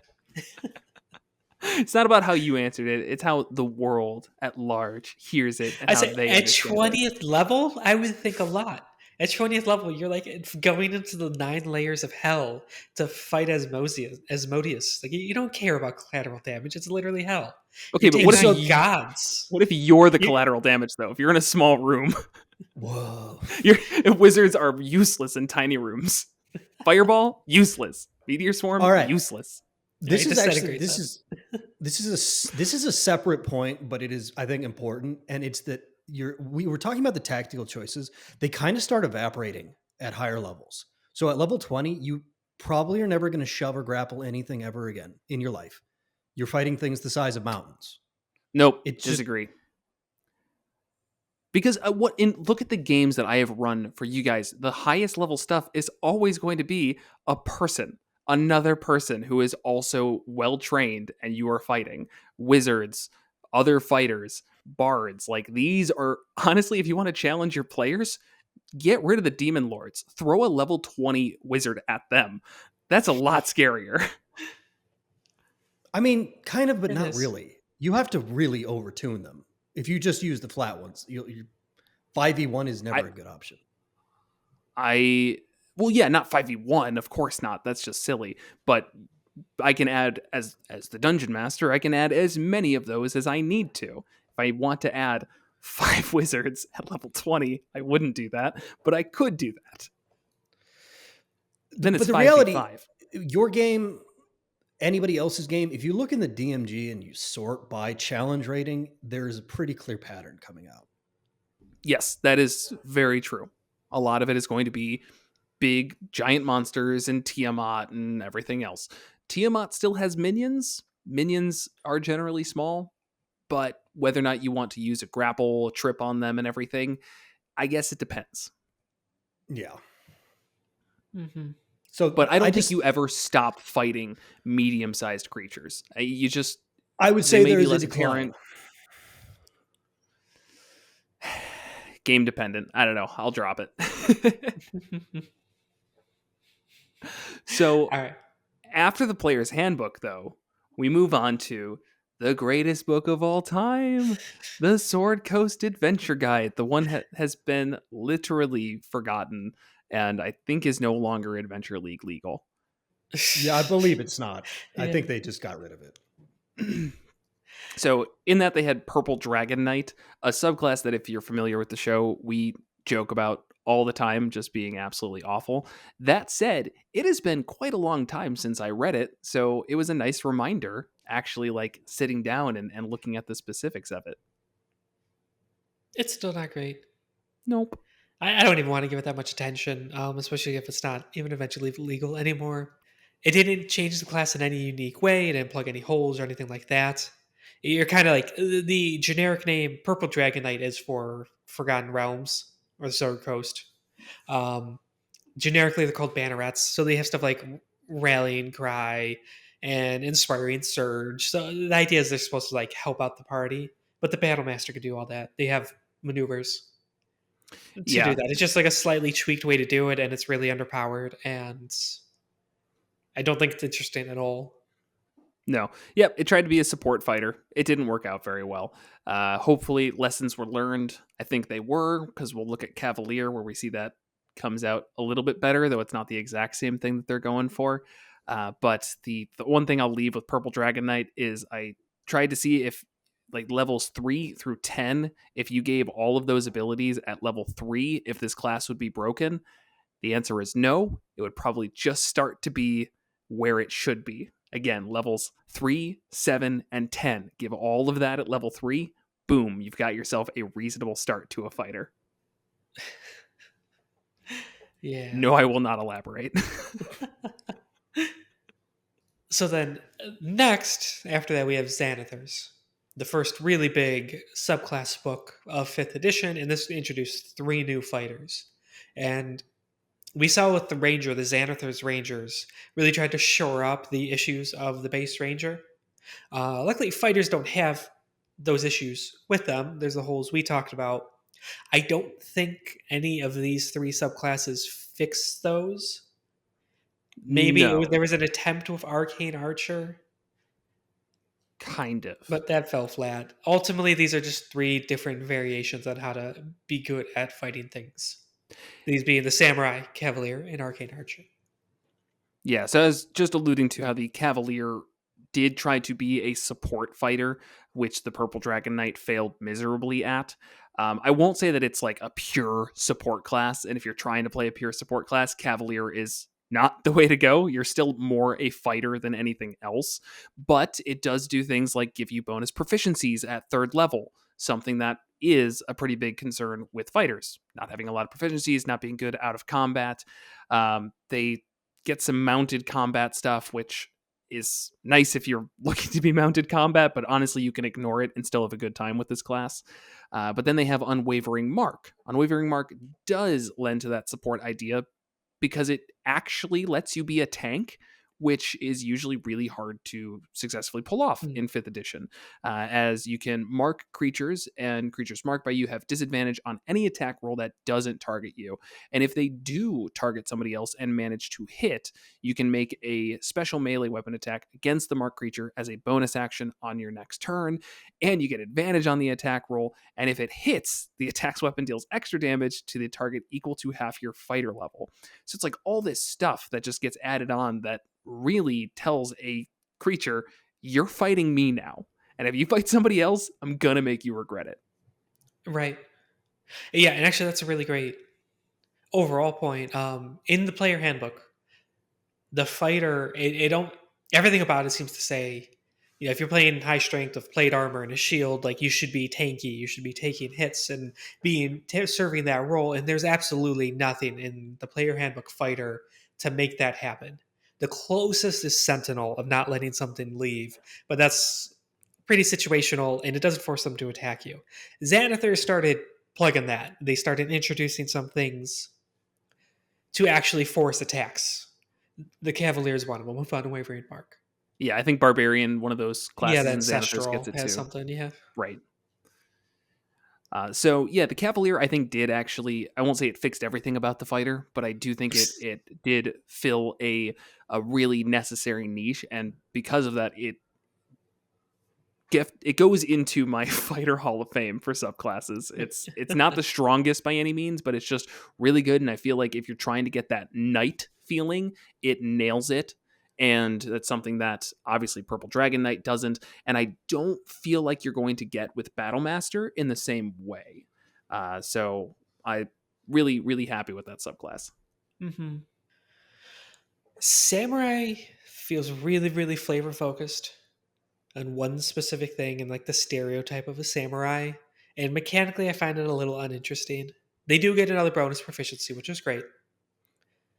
But then, as a bonus action on your turn, you can give yourself advantage on weapon attack rolls until the end of the current turn. So you can give yourself advantage for one turn. You gain a bit of temp hit points, which I guess is nice. And then you get it 3 times. It's For okay. long It's rest. just 3 times per long rest. It's okay. It's just not super exciting, especially when So you have stuff like the Battle Master with maneuvers to give yourself advantage and trip attacks to make somebody prone, give yourself advantage, and things like that. our common theme when it comes to subclasses is, I think we've said before, but I'll repeat, is subclasses need to feel playstyle defining. And I don't think this feels playstyle defining in any way. It doesn't even tell you how you should be fighting. It tells you that 3 times per long rest, you're going to have a good round of attacking. Might have hit anyways, so it might not have mattered. I mean, advantage is nice, but let's not oversell it too much. It just makes your accuracy better. And then you're going to get some temp HP. That's it. That doesn't tell me anything about how this class should be played. It doesn't reflect the flavor in any capacity. It's just you're going to have a good round. Yeah, and then like at 7th, it's when if you make a charisma check, you could gain a bonus equal to your wisdom in addition to the persuasion skill. Real minor thing, which is probably not that high because the wisdom doesn't really come up again unless I'm missing it. No, I don't. Yeah, I feel like with this one, they relied on. There's obviously this just kind of what's the word? People just have this idea in their head of what a samurai is, and it's very much inspired by movies and things like that. And I doubt it's actually was ever that realistic, but there is definitely this idea out there of what a samurai was or is. And I have a feeling they made this and thought, oh, everyone knows what a samurai is, so we don't need to worry about that too much. The flavor text is literally 2 sentences. Yeah, it's samurai is a fighter who draws on an implacable fighting spirit to overcome enemies. Samurai's resolve is nearly unbreakable, and the enemies in a samurai's path have 2 choices: yield or die fighting. That's it. Kind of just nothing there. How generic is that? Right. Right? If I Cavalier remove gets the a word paragraph. samurai, would you get samurai from that? No, you'd get like just warrior. No. Yes. Yeah, so this definitely has that issue where it just comes across as this is another generic fighter, and we didn't need another generic fighter. Right. Yeah, we Uh, got the champion. yeah, and I also feel like by this point, Xanathars came out, I think, 3 years after 5th edition had been in play, and to me, the screaming issue with these subclasses for the fighter is that at level 7 you get this ribbon ability. Almost every single one of them gets a ribbon ability, and they don't need it. They don't need a ribbon ability. They need something that actually is worthwhile. And maybe it's not fully a ribbon ability like the monk's ability to not drink or eat or anything like that, but they're usually really light social or out of out of combat abilities, and they very easily could have been both a social ability and a lighter combat ability to just make the class a little more interesting. I think that's just samurai. Cavalier No, has it's the not. one. Do we need to look Cavalier up? Champions has a also ward. bad. Champions is bad. Battlemaster's bad. Battlemaster's bad. Eldritch Knight is when they get the. Oh yeah, so I thought you were saying in Xanathars. Okay, No, Eldritch Knight so is the one where they could get the bonus action, do a cantrip, and then do a bonus action attack. right, It's kind of all over the place. A lot of them are bad when they shouldn't be. Like right. Cavalier gets warrior maneuver, you could as a reaction roll a d8 and it adds to the AC, and if it still hits, then they give resistance to the damage. Like that's great. Yeah, and then you look at Arcane Archer, who gets Magic Arrow, which is worthless, and then Curving Shot, which is pretty good. Right. But that's, I guess, what I'm saying. The standard should be the idea that here is like a little small thing. Maybe you get a proficiency bonus of some sort, and on top of that, you get something worthwhile. Right. I know we're not using it as a huge example, but Purple Dragon Knight gets a absolutely worthless 7th level feature where it's just not worthless. I'm sorry, it's just a proficiency as like your 7th level feature. That's not very good. So there's just like an obvious trend of when a 7th level feature is bad or just looked down upon, it's because it doesn't give any in combat stuff, and the social stuff it gives is just not that interesting. Right. Battlemaster, as we've kind of talked about before, is not in this episode, but it's just kind of silly. It's like you can spend a minute observing somebody and Oh yeah. Get meta figure out their information on strength. them. Yeah, figure out if you're stronger or weaker than them, things like that. Right. I think it's worth noting that the Samurai is the last of the martial subclasses. And it's very clear that they were running out of steam, and they're going to have to spice it up some other way. Yeah. That's a fair point. Yeah. All right. So and then the last Xanathars, there it is, subclass is Arcane Archer, which definitely, very much to the credit, is a major shakeup to the Yeah. fighter. Even the art looks wildly different. The Arcane Archer is the magic archer. They get special arcane shots and can apply effects on their arrows and curve their arrows. And it all sounds just super cool. Unfortunately, mechanically, it just falls flat.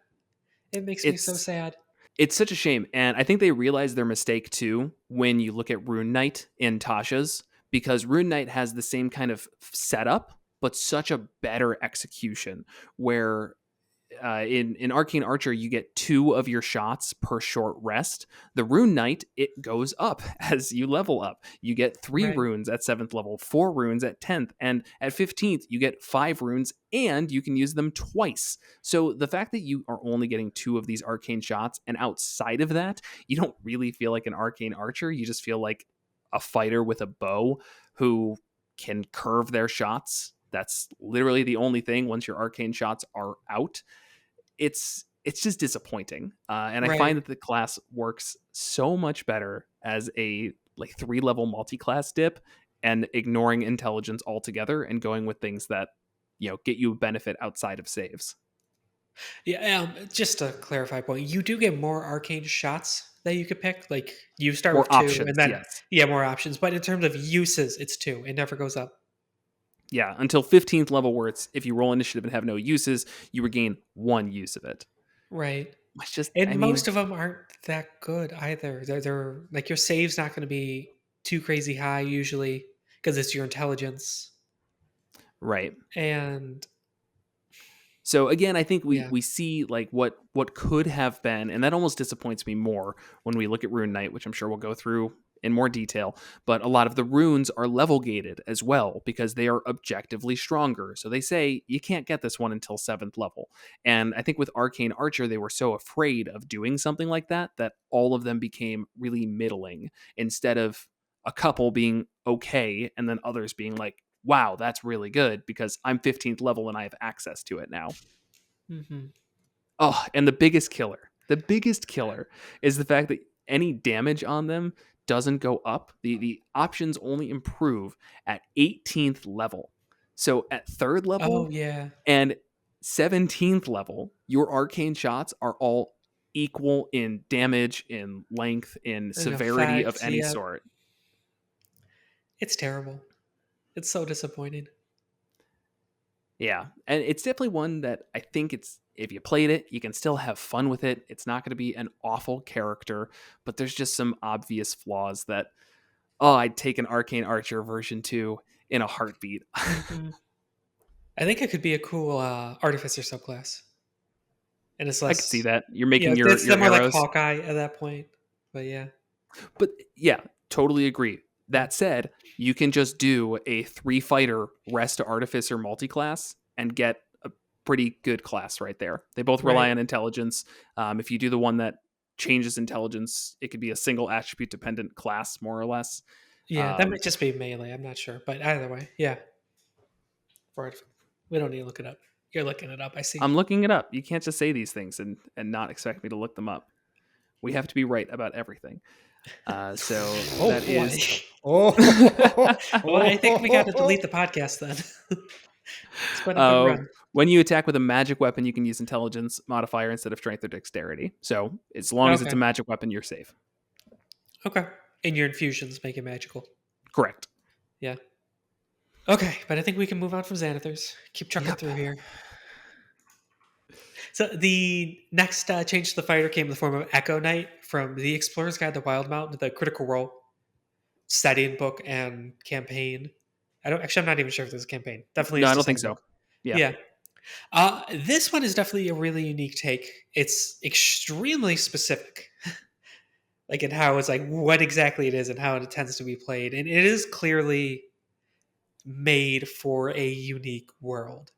You could absolutely take it and put it in your game, but I feel like it's kind of an outlier in all the other fighter subclasses, where the kind of most of the other ones, it's like here's some versatility and options and how you play them and how you create this character, and you're a fighter and do all this stuff. Or an Echo Knight is an Echo Knight, if that makes Yeah. sense. It has a layer, an extra level of high fantasy to it. Whereas Right, every other one could fit from like a low to medium high fantasy, whatever right, that means. This is like, no. This is high fantasy. right. Yeah, like a champion or a battle master, they could be trained knights from birth. They could be a scrappy folk hero who picked up a weapon and just has this innate talent and found a really good instructor. They could be warlords. I mean, there's a million different ways to go about it. Echo Knight's an Echo Knight. They're like, They have mastered the art of dunamis to yeah, summon the fading shades of unrealized timelines to aid them in battle. They're yeah, time which is cool as warriors. fuck. Super cool. I love it. I'm not even saying I hate the Echo Knight. It just is an outlier. And Yes. again, it was made to be put in a setting book for a very unique, established world. So whatever, it's fine. But it is part of the discussion. Yeah. Yeah. In terms of like just design, it's pretty strong. It definitely makes your fighter very good. The fact that you can, as a bonus action, call a 18 AC creature indefinitely. I mean, every single turn, it has 1 HP, but it's kind of hard to hit at 18 AC. And you Well, can it's attack 14 from plus it. your proficiency bonus. Oh, I'm so sorry. You're Or you right. get It an is. 18 AC. Which can be 18 at one Okay, point. yeah, sure. It could also be 20 at some point. Whoa. Yeah, sorry. Misspoke there. It's But a 16 fairly when you high get it. AC Yeah. creature. Yeah, you can And swap places with it, attack from space. and it's indefinite too. That's the part that I think gets me is that fighters I mentioned earlier generally don't have tons of uses for their bonus action. That it could probably be argued if you're doing like 2-weapon fighting, if you have a feat that gives you a bonus action use. But the Echo Knight highly relies on bonus actions and uses them probably every turn. You can, again, magically swap places with your Echo Knight. You can attack from the Echo Knight's space, which doesn't even take a bonus action, or just summoning it takes a bonus action. So Mhm. it's kind of interesting. I feel like it's almost surprising to me that other fighter subclasses don't utilize the bonus action when it is kind of a resource in the action economy that's just hanging there. Maybe it is to allow for feats, or maybe there was no thought at all and I'm overanalyzing. It's very possible. But I appreciate I that don't know. this one does. Right. There's also some weirdness I've seen of people using the Echo Knight. I think it's specifically from Treant Monk, but using the Echo Knight to move vertically, because it doesn't say that your Echo has to be on the same like horizontal plane as you, so you can officially like put it 30 feet up and then switch places with it, and that's really nice for I see. positioning. Yeah. Or just that have it could- fight flying things because it doesn't need to be on the ground. I don't know. That one felt a little weird to me. Right. It doesn't not make Yes, that you sense can though, attack from space. Right. because the flavor is like, what is your Dunami Echo energy? What is that? What does that weigh? Is that Johnny like Dunami. Johnny That's Dunami? that's my next character is Johnny Dunami. He's an Echo Knight. Dunamancy is so Dunamis is the thing. They also had 7th Get Echo Avatar, which is some good out of combat utility where you could transfer your consciousness to your Echo. Yeah, you can for up to 10 minutes, and where your Echo is being used its way, it can be up to 1,000 feet away from you. So it's like good scouting and getting in interesting places, and it's just some out of combat utility for the fighter, which we've talked about is missing. Yeah. So it's a neat one. So enough of Echo Knight. Next and last in terms of releases so far, wink, wink, nudge, nudge, is going to be Tasha's. Like Yeah, we I got have insider information. Come on. They don't keep tell the us people anything. on their toes. Maybe we do. Maybe Wizard of the Coast has come to us, and that's why we're doing these class breakdowns. So Tasha's did add a couple of martial archetypes, 2, Psy Warrior and Rune Knight, but they also added a few optional class features. So we go into heavy detail about really all of these in terms of like giving not just the optional class features, but also the subclasses. Again, heavy detail in these videos. I don't remember if they're 1 or 2. I think it's just 1. But the optional class features were mainly around giving additional fighting styles and a couple of new maneuvers, which really only applied to battle masters. But overall, I mean, adding more fighting styles was nice. I think it was one of those things Yeah. that for me was like, why did it take so long to do that? Like, why weren't Mhm. there some of these in Xanathers? Though I don't think any of them were that great, as we talked about. Like interception's really close to protection. Blind fighting is only to realize a really, really specific character concept. Superior techniques, one of those things Will mentioned earlier about a way for the rest of the fighters to get some maneuvers, but it's just one. It's super limited. Yeah. But then the So other I two I guess, like. yeah, sure. Thrown weapon and unarmed, sure. Those, you're right. There was not really good options for those. For the martial class is supposed to be good in every sort of fighting style. Yeah, they couldn't really do thrown weapons that well, and they were not good at unarmed. So that is a fair point.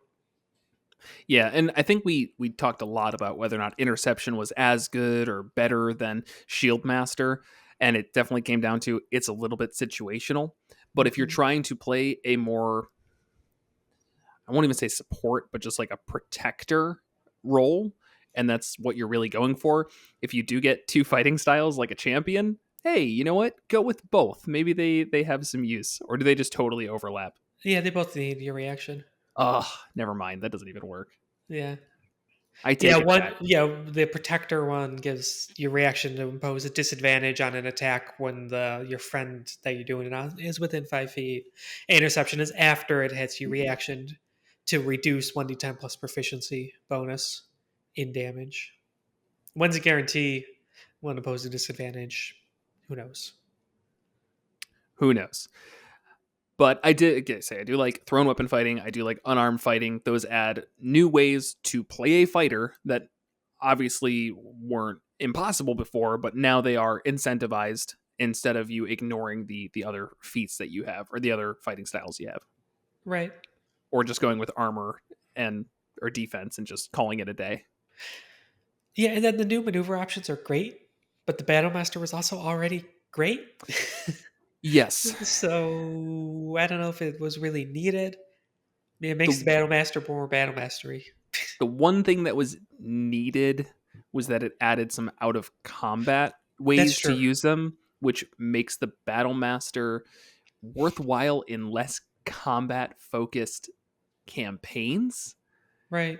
It's really awesome, actually. I think that those help a lot. But again, it would be nice if everyone got it. You didn't have to go Yes. Battle Master for that.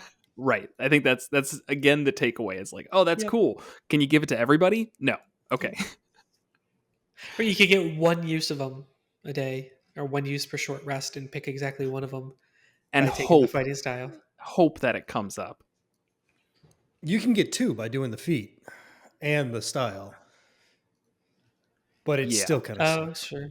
Yeah. It's a lot to commit, and if you're going to commit that much, you probably should have just gone Battle Master. Right.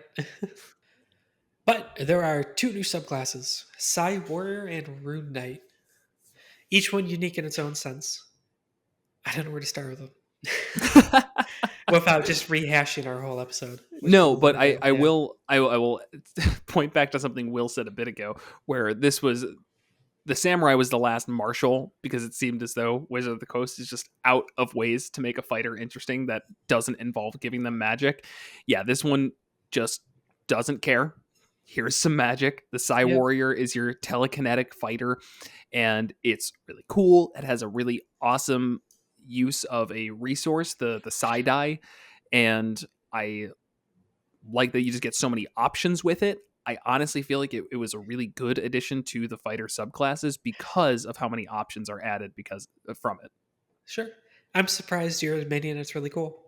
That's your whole thing. Oh, I hate psionics. I'm Jared. That's my thing. That's both of your things. No, I You're don't love both just psionics. grumpy. That's so Yes. true. But I do not love psionics. That is fair. Of the psionics, I think the fighter, the Psy Warrior, is easily the best and most interesting one. Yeah. I don't remember what your final takeaway was in that episode, so we'll have to see if you contradicted yourself. But It's so possible. I mean, Yeah. seriously. And if that was over a year ago, probably at this point. right, say Things if change. if listeners are like, whoa, they're contradicting themselves or Jared's a big fat liar. First off, you're right. Second off, thank you for listening for so long. We appreciate it. That would have been really sweet, guys. So yeah, I mean, it's the side die are very similar to the maneuvers in terms of like you've got these dice, it's a resource, you can use it, but I think they kind of went in just pedal to the metal of like here's a bunch of uses. It's 2 times your proficiency bonus, and then once per short or long rest, you can use a bonus action to just regain one of them. And at the end of this, with at level 18, you're able to cast telekinesis with one of these, and I think you can do it once per long rest or spend one of your psionic energy dice to cast it again. And that just feels like a great capstone, like always being able to just have telekinesis up and move people around, lock them down, whatever you need to do with telekinesis. It's by no means the greatest 5th level spell. It's not my favorite, but it's still pretty darn great. It is. It has a lot of versatility. Also, a lot of out of combat uses as well. Yes. It's not just an in combat thing. I think it's a really great repertoire to the fighter. It kind of sucks it takes to 18th level for them to get it, though. Yeah, that's fair. I would But say, it's like, is it a 5th level spell? I would think 15th, maybe even a single use at 10th. Wouldn't it be that insane? probably not. Like you're forecasters do have 5th level spells at that point. It's like a more limited catching up. but it's not like it's a slog along the way. The path to your easy access to a 5th level spell is filled Well, with pretty good features. Sure, it's more because no one's going to see it. What you're telling That's me, people don't just get to level 20 in every campaign they play? I love it. We were saying earlier, like we play 3-year long campaigns, still ended at level 14. Right? Yeah. Unless I'm remembering wrong, the Psy Warrior does not have any choices to make, right?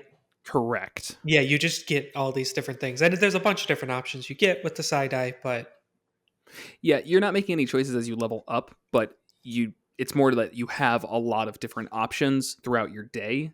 yeah. I know that we talked about one of these 3 that you get at 3rd level being like arguably the better use, but you got Protective Field, Psionic Strike, and Telekinetic Movement. Okay, cool. I've got 3 options. 7th Mhm. level, you get 2 more.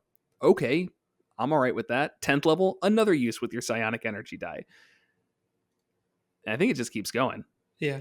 Every single one of them can use a Psionic Energy die. Yeah.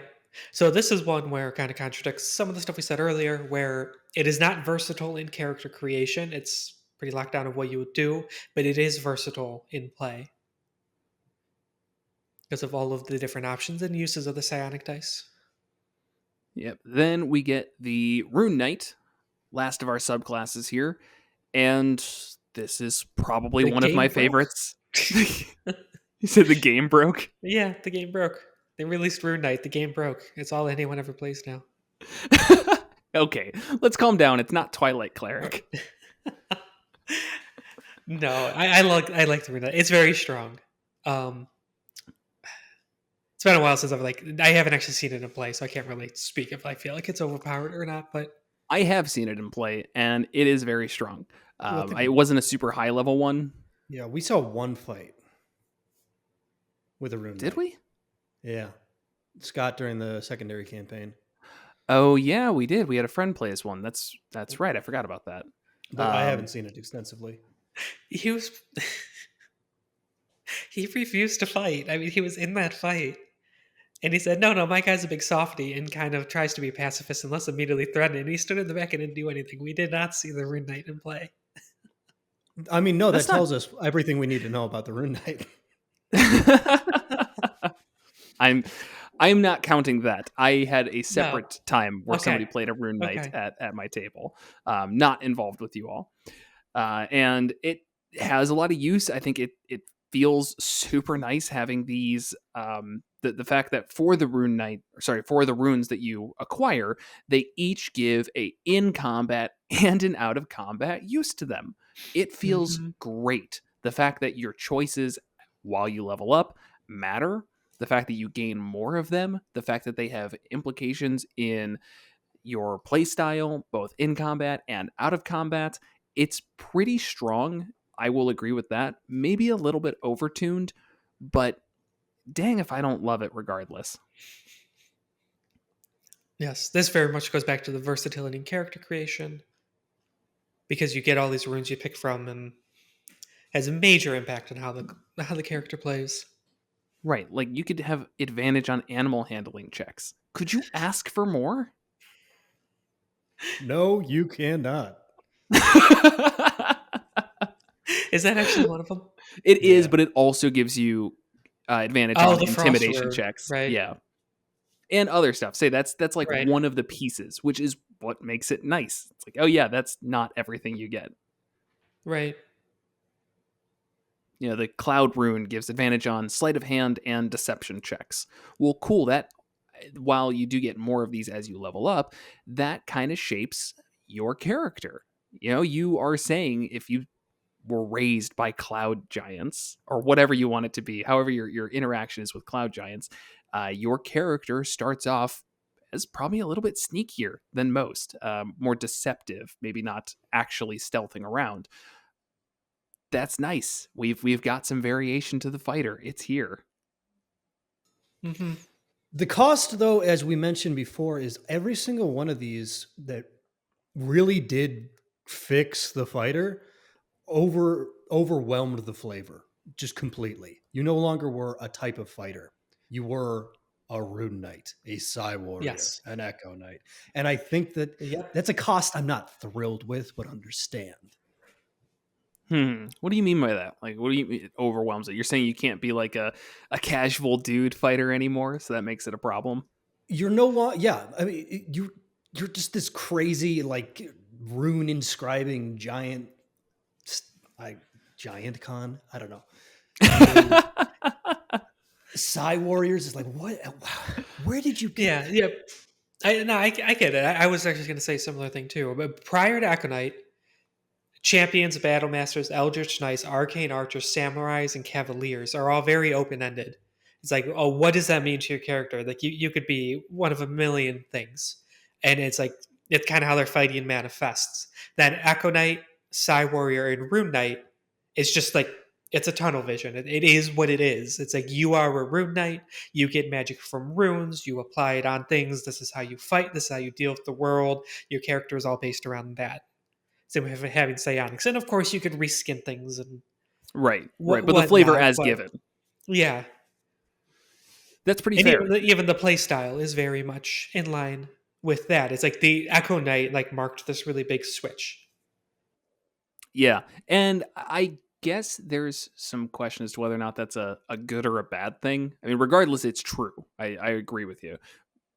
Is it bad? I don't entirely know. As long as we have more options, then to me, that seems like it's a good thing. But it's a lot more fun when you get a class like a Cavalier that does feel like, wow, this is super open in how I want to take this, compared to the Rune Knight, which is you are now the giant fighter. That's it. And you can't really step outside that without reflavoring it. Right. And even like beyond the runes, they get giants might they could grow in Yes. size and things like that. Yeah, it's hard to get around it, even if you are reflavoring it. I don't know And how I would you say, would, to be honest. like, you can reflavor anything in this game, but these are examples where you're gonna have to put in some work to fix Yeah. all these mechanical things to another idea. They just drip the default flavor, and there's no Yes. getting past. Why do you get huge? It's like, Which in some senses is great. We've definitely made complaints where the flavor and the mechanics don't line up at all with previous things where the flavor made it sound like it was trying to be one of those things that drips flavor and then the mechanics are very generic and that kind of I felt like they could do better. With the Cywarrior and the Rune Knight, they did mesh it beautifully, which is great, but it does go against what the fighter originally was. And yeah, I'm with you, Jared. Like I don't know if it's good or bad. It's just an observation. Yeah. Yeah, I'm gonna say that the longer things go on, the more subclasses we see, the more I'm okay with that. Yeah. Because if you don't want to play a giant fighter and you don't care about giants, choose a different subclass. There's other options out there. If you want to play something more generically, no one is stopping you from doing that. There are options there. Okay, unless your DM is saying you can play a fighter, but it has to be a rune knight. In which case, yeah, okay, somebody is stopping you. But otherwise, the world is your oyster, so crack it open. Sounds like a thing like a second grade teacher would say. Right. It's horrible. But I don't like oysters. I hate oysters too. I don't get it. oysters. It's snot. Like, let's just eat snot. It's fishy snot. It's like, and everybody says that like that's a benefit. Like, no. It's not boogers. It's fishy boogers. Get out of here. Like, this is a prank that everyone's playing on me, is that oysters are good. That's going to be the defining hot take of the podcast. Jared and Ellie don't like oysters. 2 hours into this episode. That's all anyone's going to want to talk about. At least there's discussion.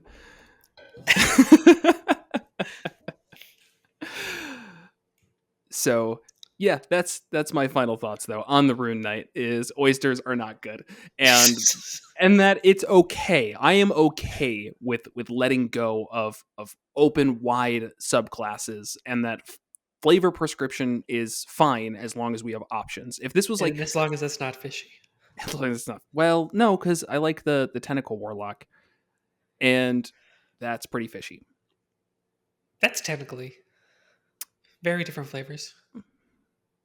Dang, you're actually right. I've actually, yeah, like squid's the thing you can eat. That's right. It does not taste like fish. Very different. This is but not if these were like get into.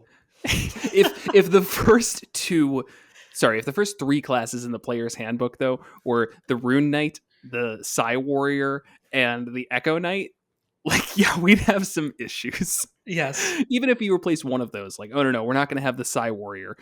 Psionics is still being worked on. We'll give you the Battle Master, the Echo Knight, and the Rune Knight. It would be like, wow, I feel pigeonholed quite strongly. Yep. So I think this is just kind of an inevitable thing that's going to keep happening. Okay, so that's a pretty comprehensive coverage of the fighter, what we believe they are, what they've done through the ages of just 5th edition. Changes we'd like to... These are going to be like 7-hour episodes if we open it up to like, oh, let's start with 1st edition. What was the fighter? First, Um, we have to learn first edition. I say, yeah, future. What would you guys like to see in the future?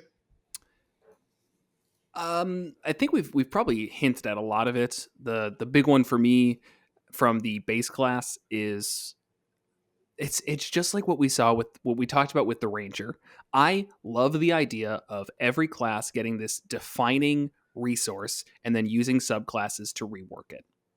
And if you gave every Mhm. single fighter maneuvers, and then each subclass had unique maneuvers to their subclass, and then some in addition, to me you'd have a very very strong mechanical class, or not just strength and mechanics, but just like the concept of it would be just fun. I guess that's what I'm getting at. That just sounds fun. It does.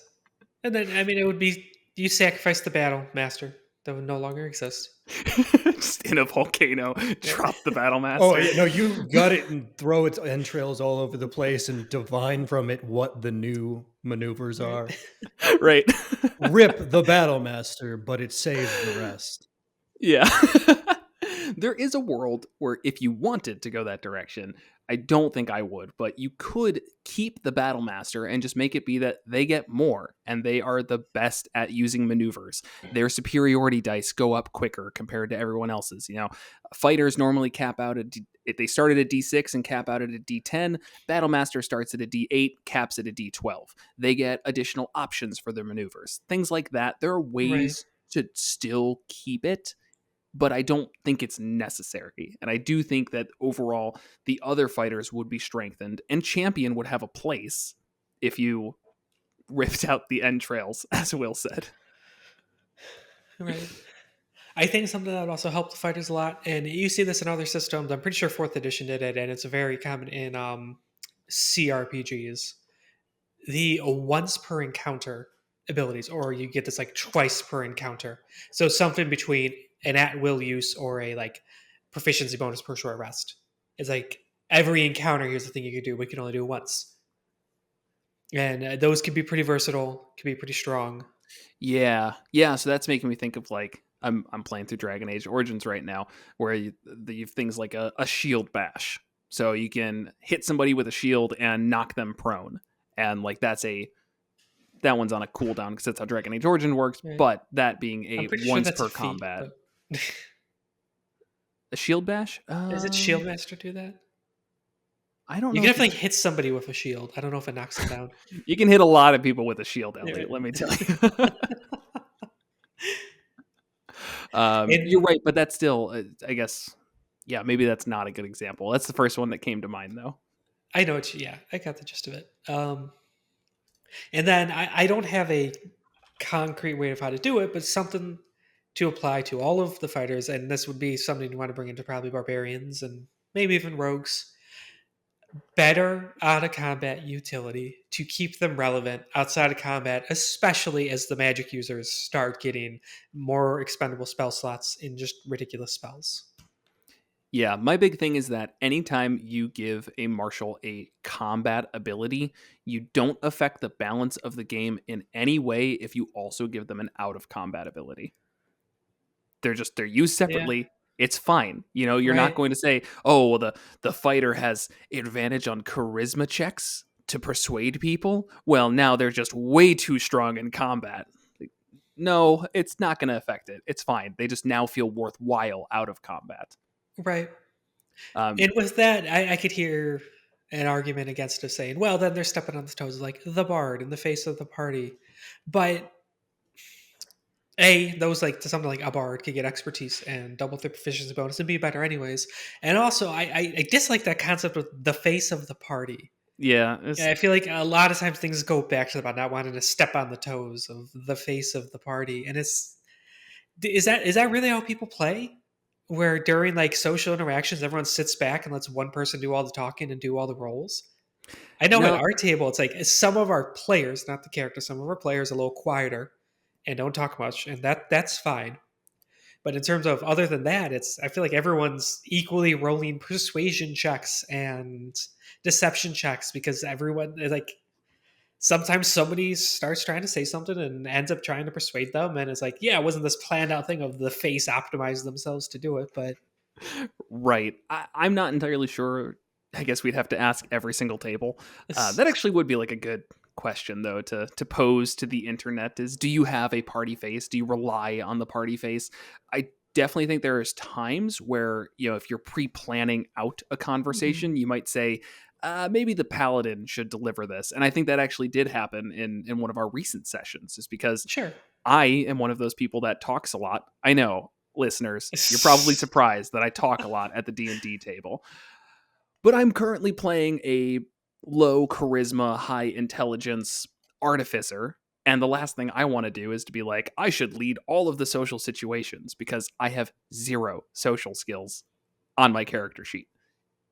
So I guess to some extent, it's like there are times where we push people to have the important conversations, but I've still made persuasion rolls. I've still made intimidation rolls.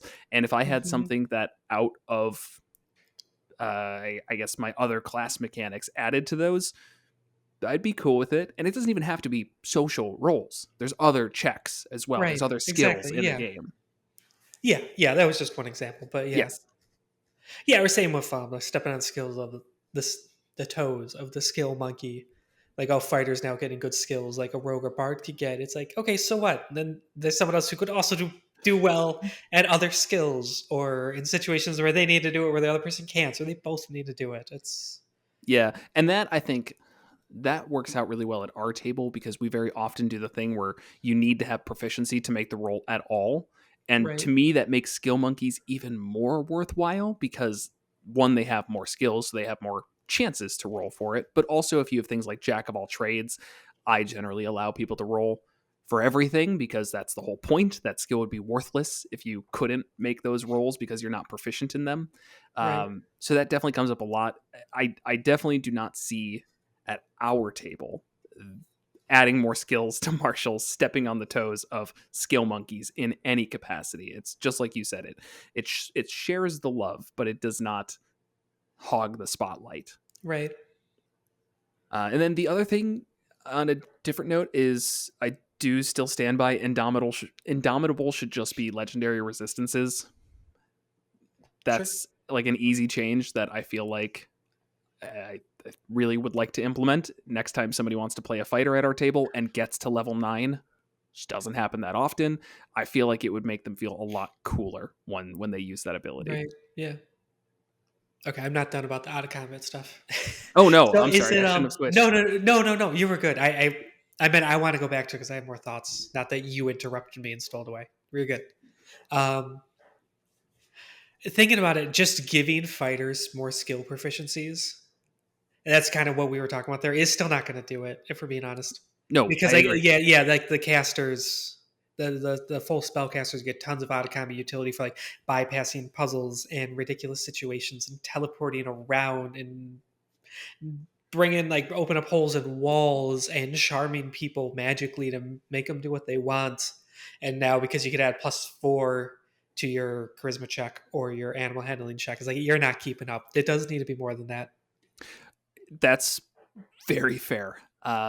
And I'm sure we could sit around and think of some ideas. One that just popped into my head is in regards to the champion that is supposed to be this remarkable athlete and all of those things.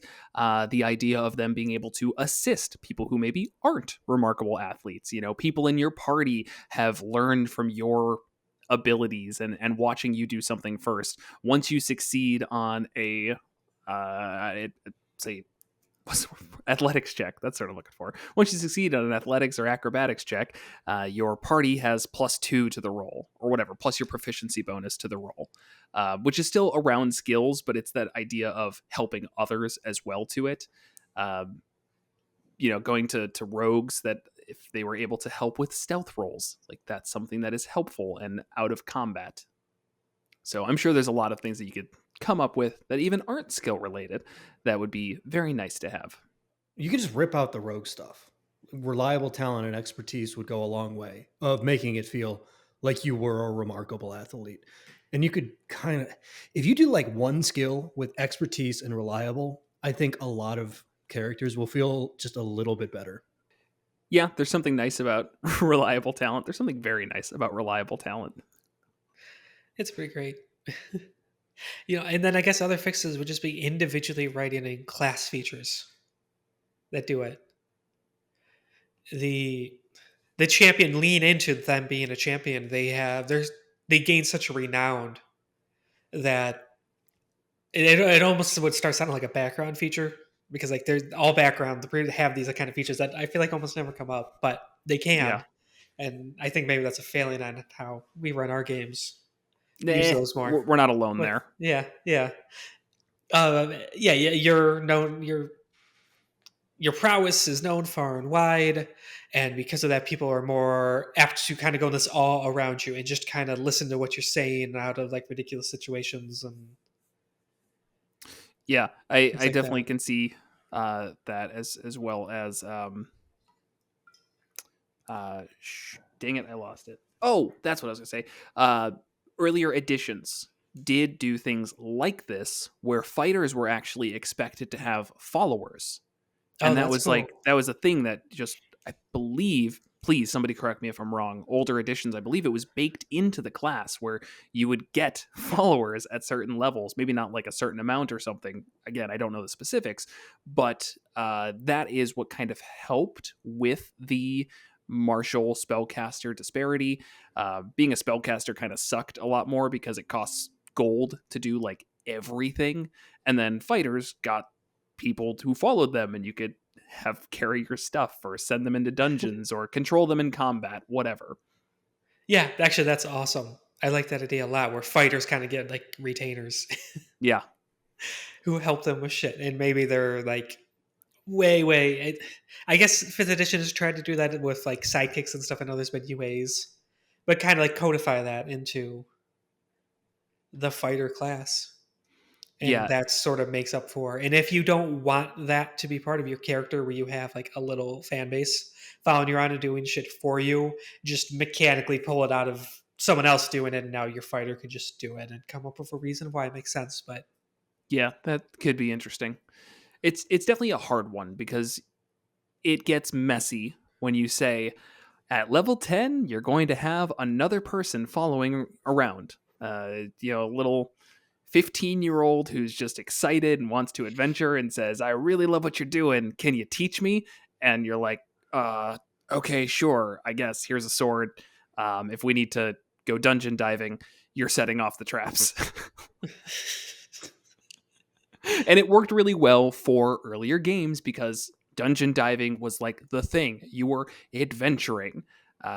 It's not to say that people didn't do these big sprawling campaigns with heroic events. You definitely did, but there was still more of an expectation of we are going to be going through an adventure. NPCs are expendable, right, and that's about it. yeah, or a the Phantom Rogue, I think handles it that kind of aspect of it well, where they could get a proficiency, or is it expertise or proficiency? I know you're playing one right now, Will. It's proficiency. Yeah. Yeah, well, it's basically saying you have a contact of a dead person who's an expert in one of these skills, and you could kind of like get information from them, and you get proficiency for the day or something like that. Um, Making that just an alive thing, so like, yeah, it's very much would have to be up to a DM discretion. But fighters after this level, they've gained enough renown and fame. If they're in a town or around other people and need a specific task helped with, they can most likely find somebody to help them with it. And it's not a permanent sidekick. I do like the idea that the fighter gets that and no one else does. Like the bard is going from town to town singing tales of their heroic deeds, and everyone's like, yeah. But you're a bard and you're kind of annoying. The fighter, though, what do you need, bud? Right. Except for the part just doesn't need it. They're No, folk I guess not. casters. That's Yeah. it would be a balance ring. Right. I, I guess I'm just saying from a realism standpoint, it makes no yeah. sense. I like Doesn't have the to. ideas that we put out, but it's a big ask to make followers a thing in D&D. It's just not how the game is anymore, and it's not how people play it anymore. And the reality is that managing NPCs, I think, I think it's a foreign concept that people don't think is really welcome in their game, especially as like a permanent fixture. It can feel messy. Yeah. I mean, I agree. I think that's why I would lean away from this as well, is because we've had NPCs in the party, and it very often feels like they can be forgotten because you're focused on the people who are around the table with you. You don't remember that, oh, right, we've got somebody else traveling with us. Are they alive right now, or did we forget about them again?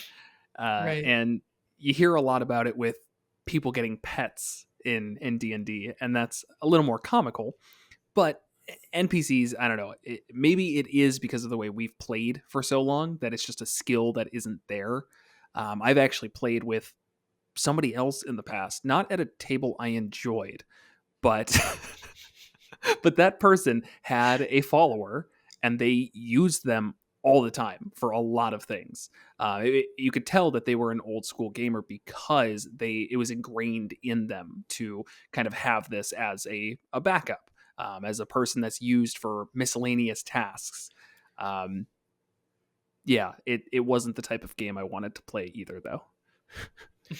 I think like what I was saying very early on in the episode about the history of D&D and where it came from. That's another thing where back in the day, proto D&D was you had a bunch of little metal dudes that you painted and you sent them into combat. They didn't have names. They were stat blocks. And it's like, what do you want to look at when you've got 15 dudes charging up a castle? You want like the champion stat block, not the warlocks. So Yeah. that idea, it's just, and then you see the Rune Knight, and that's the direction I think everybody kind of wants things to at least trend. So for better or worse, I know that I do. seems to be the way. Yeah. So I think it would be a struggle. I guess I don't know if I have a great concept beyond adding skills to the fighter to make them feel better out of combat. That say the followers, yeah, might be a little bit messy. It's hard. It's a little bit hard, and Yeah. I usually will try to think of what have other classes done successfully. Most of the time, it's adding skills and proficiencies. Yeah. Or just custom writing abilities. Custom writing abilities, like they can Yeah. write. No, like you create a custom ability, like their 5th level feature is to do this cool out of combat thing. Right. That's what I mean. Yeah, I'm Not saying just like a rule to apply over everything. even of those, though, I'm having a hard time thinking of Yeah. other classes that have done that well. Same. Now I'm looking. What? I'm trying to like sift through, but you know what? It's not worth it. If it's not coming to mind, there's a reason. Yeah. But yeah, that's the fighter. Yeah, let us know what you all think. If you've made it this far in the episode, then please, your thoughts on the fighter, maybe some ideas that you could think of how to create some out of combat use for the fighters. Definitely would love to discuss it. And the other things that I love to discuss are our affiliates like Metallic Dice Games, where you can get 10% off your order using the code MM10. The dice, 10% off, helps the show. You love dice. That's why you're a fighter, is because you love dice, right? They get a lot of dice. Mm-hmm. Okay, maybe not as many as a wizard casting like a high-level fireball, but dice nonetheless. If you want to help the show in other ways, you can go to monstersmulticlass.com/support, where you can find our Patreon, you can find our other affiliates, and make sure to like and subscribe, leave a comment. His brain just turned off there. It's been a long episode. It has been. Thank you all for sticking with us, or through multiple listens. Who listens to a podcast in one go? There's too many hours. And thank you as usual to our patrons: Jeff W, Joe P, Vincent M, Isaac M, Sentinel D20, Star Shinobi, Adam A, Ed G, Bob F, Craig A, Brian H, Luca L, Rob K, and Muddleweight. Those are 2 new ones at the end there. So Thanks. that is just going to get lengthier and lengthier. All right. And as always, thanks for watching.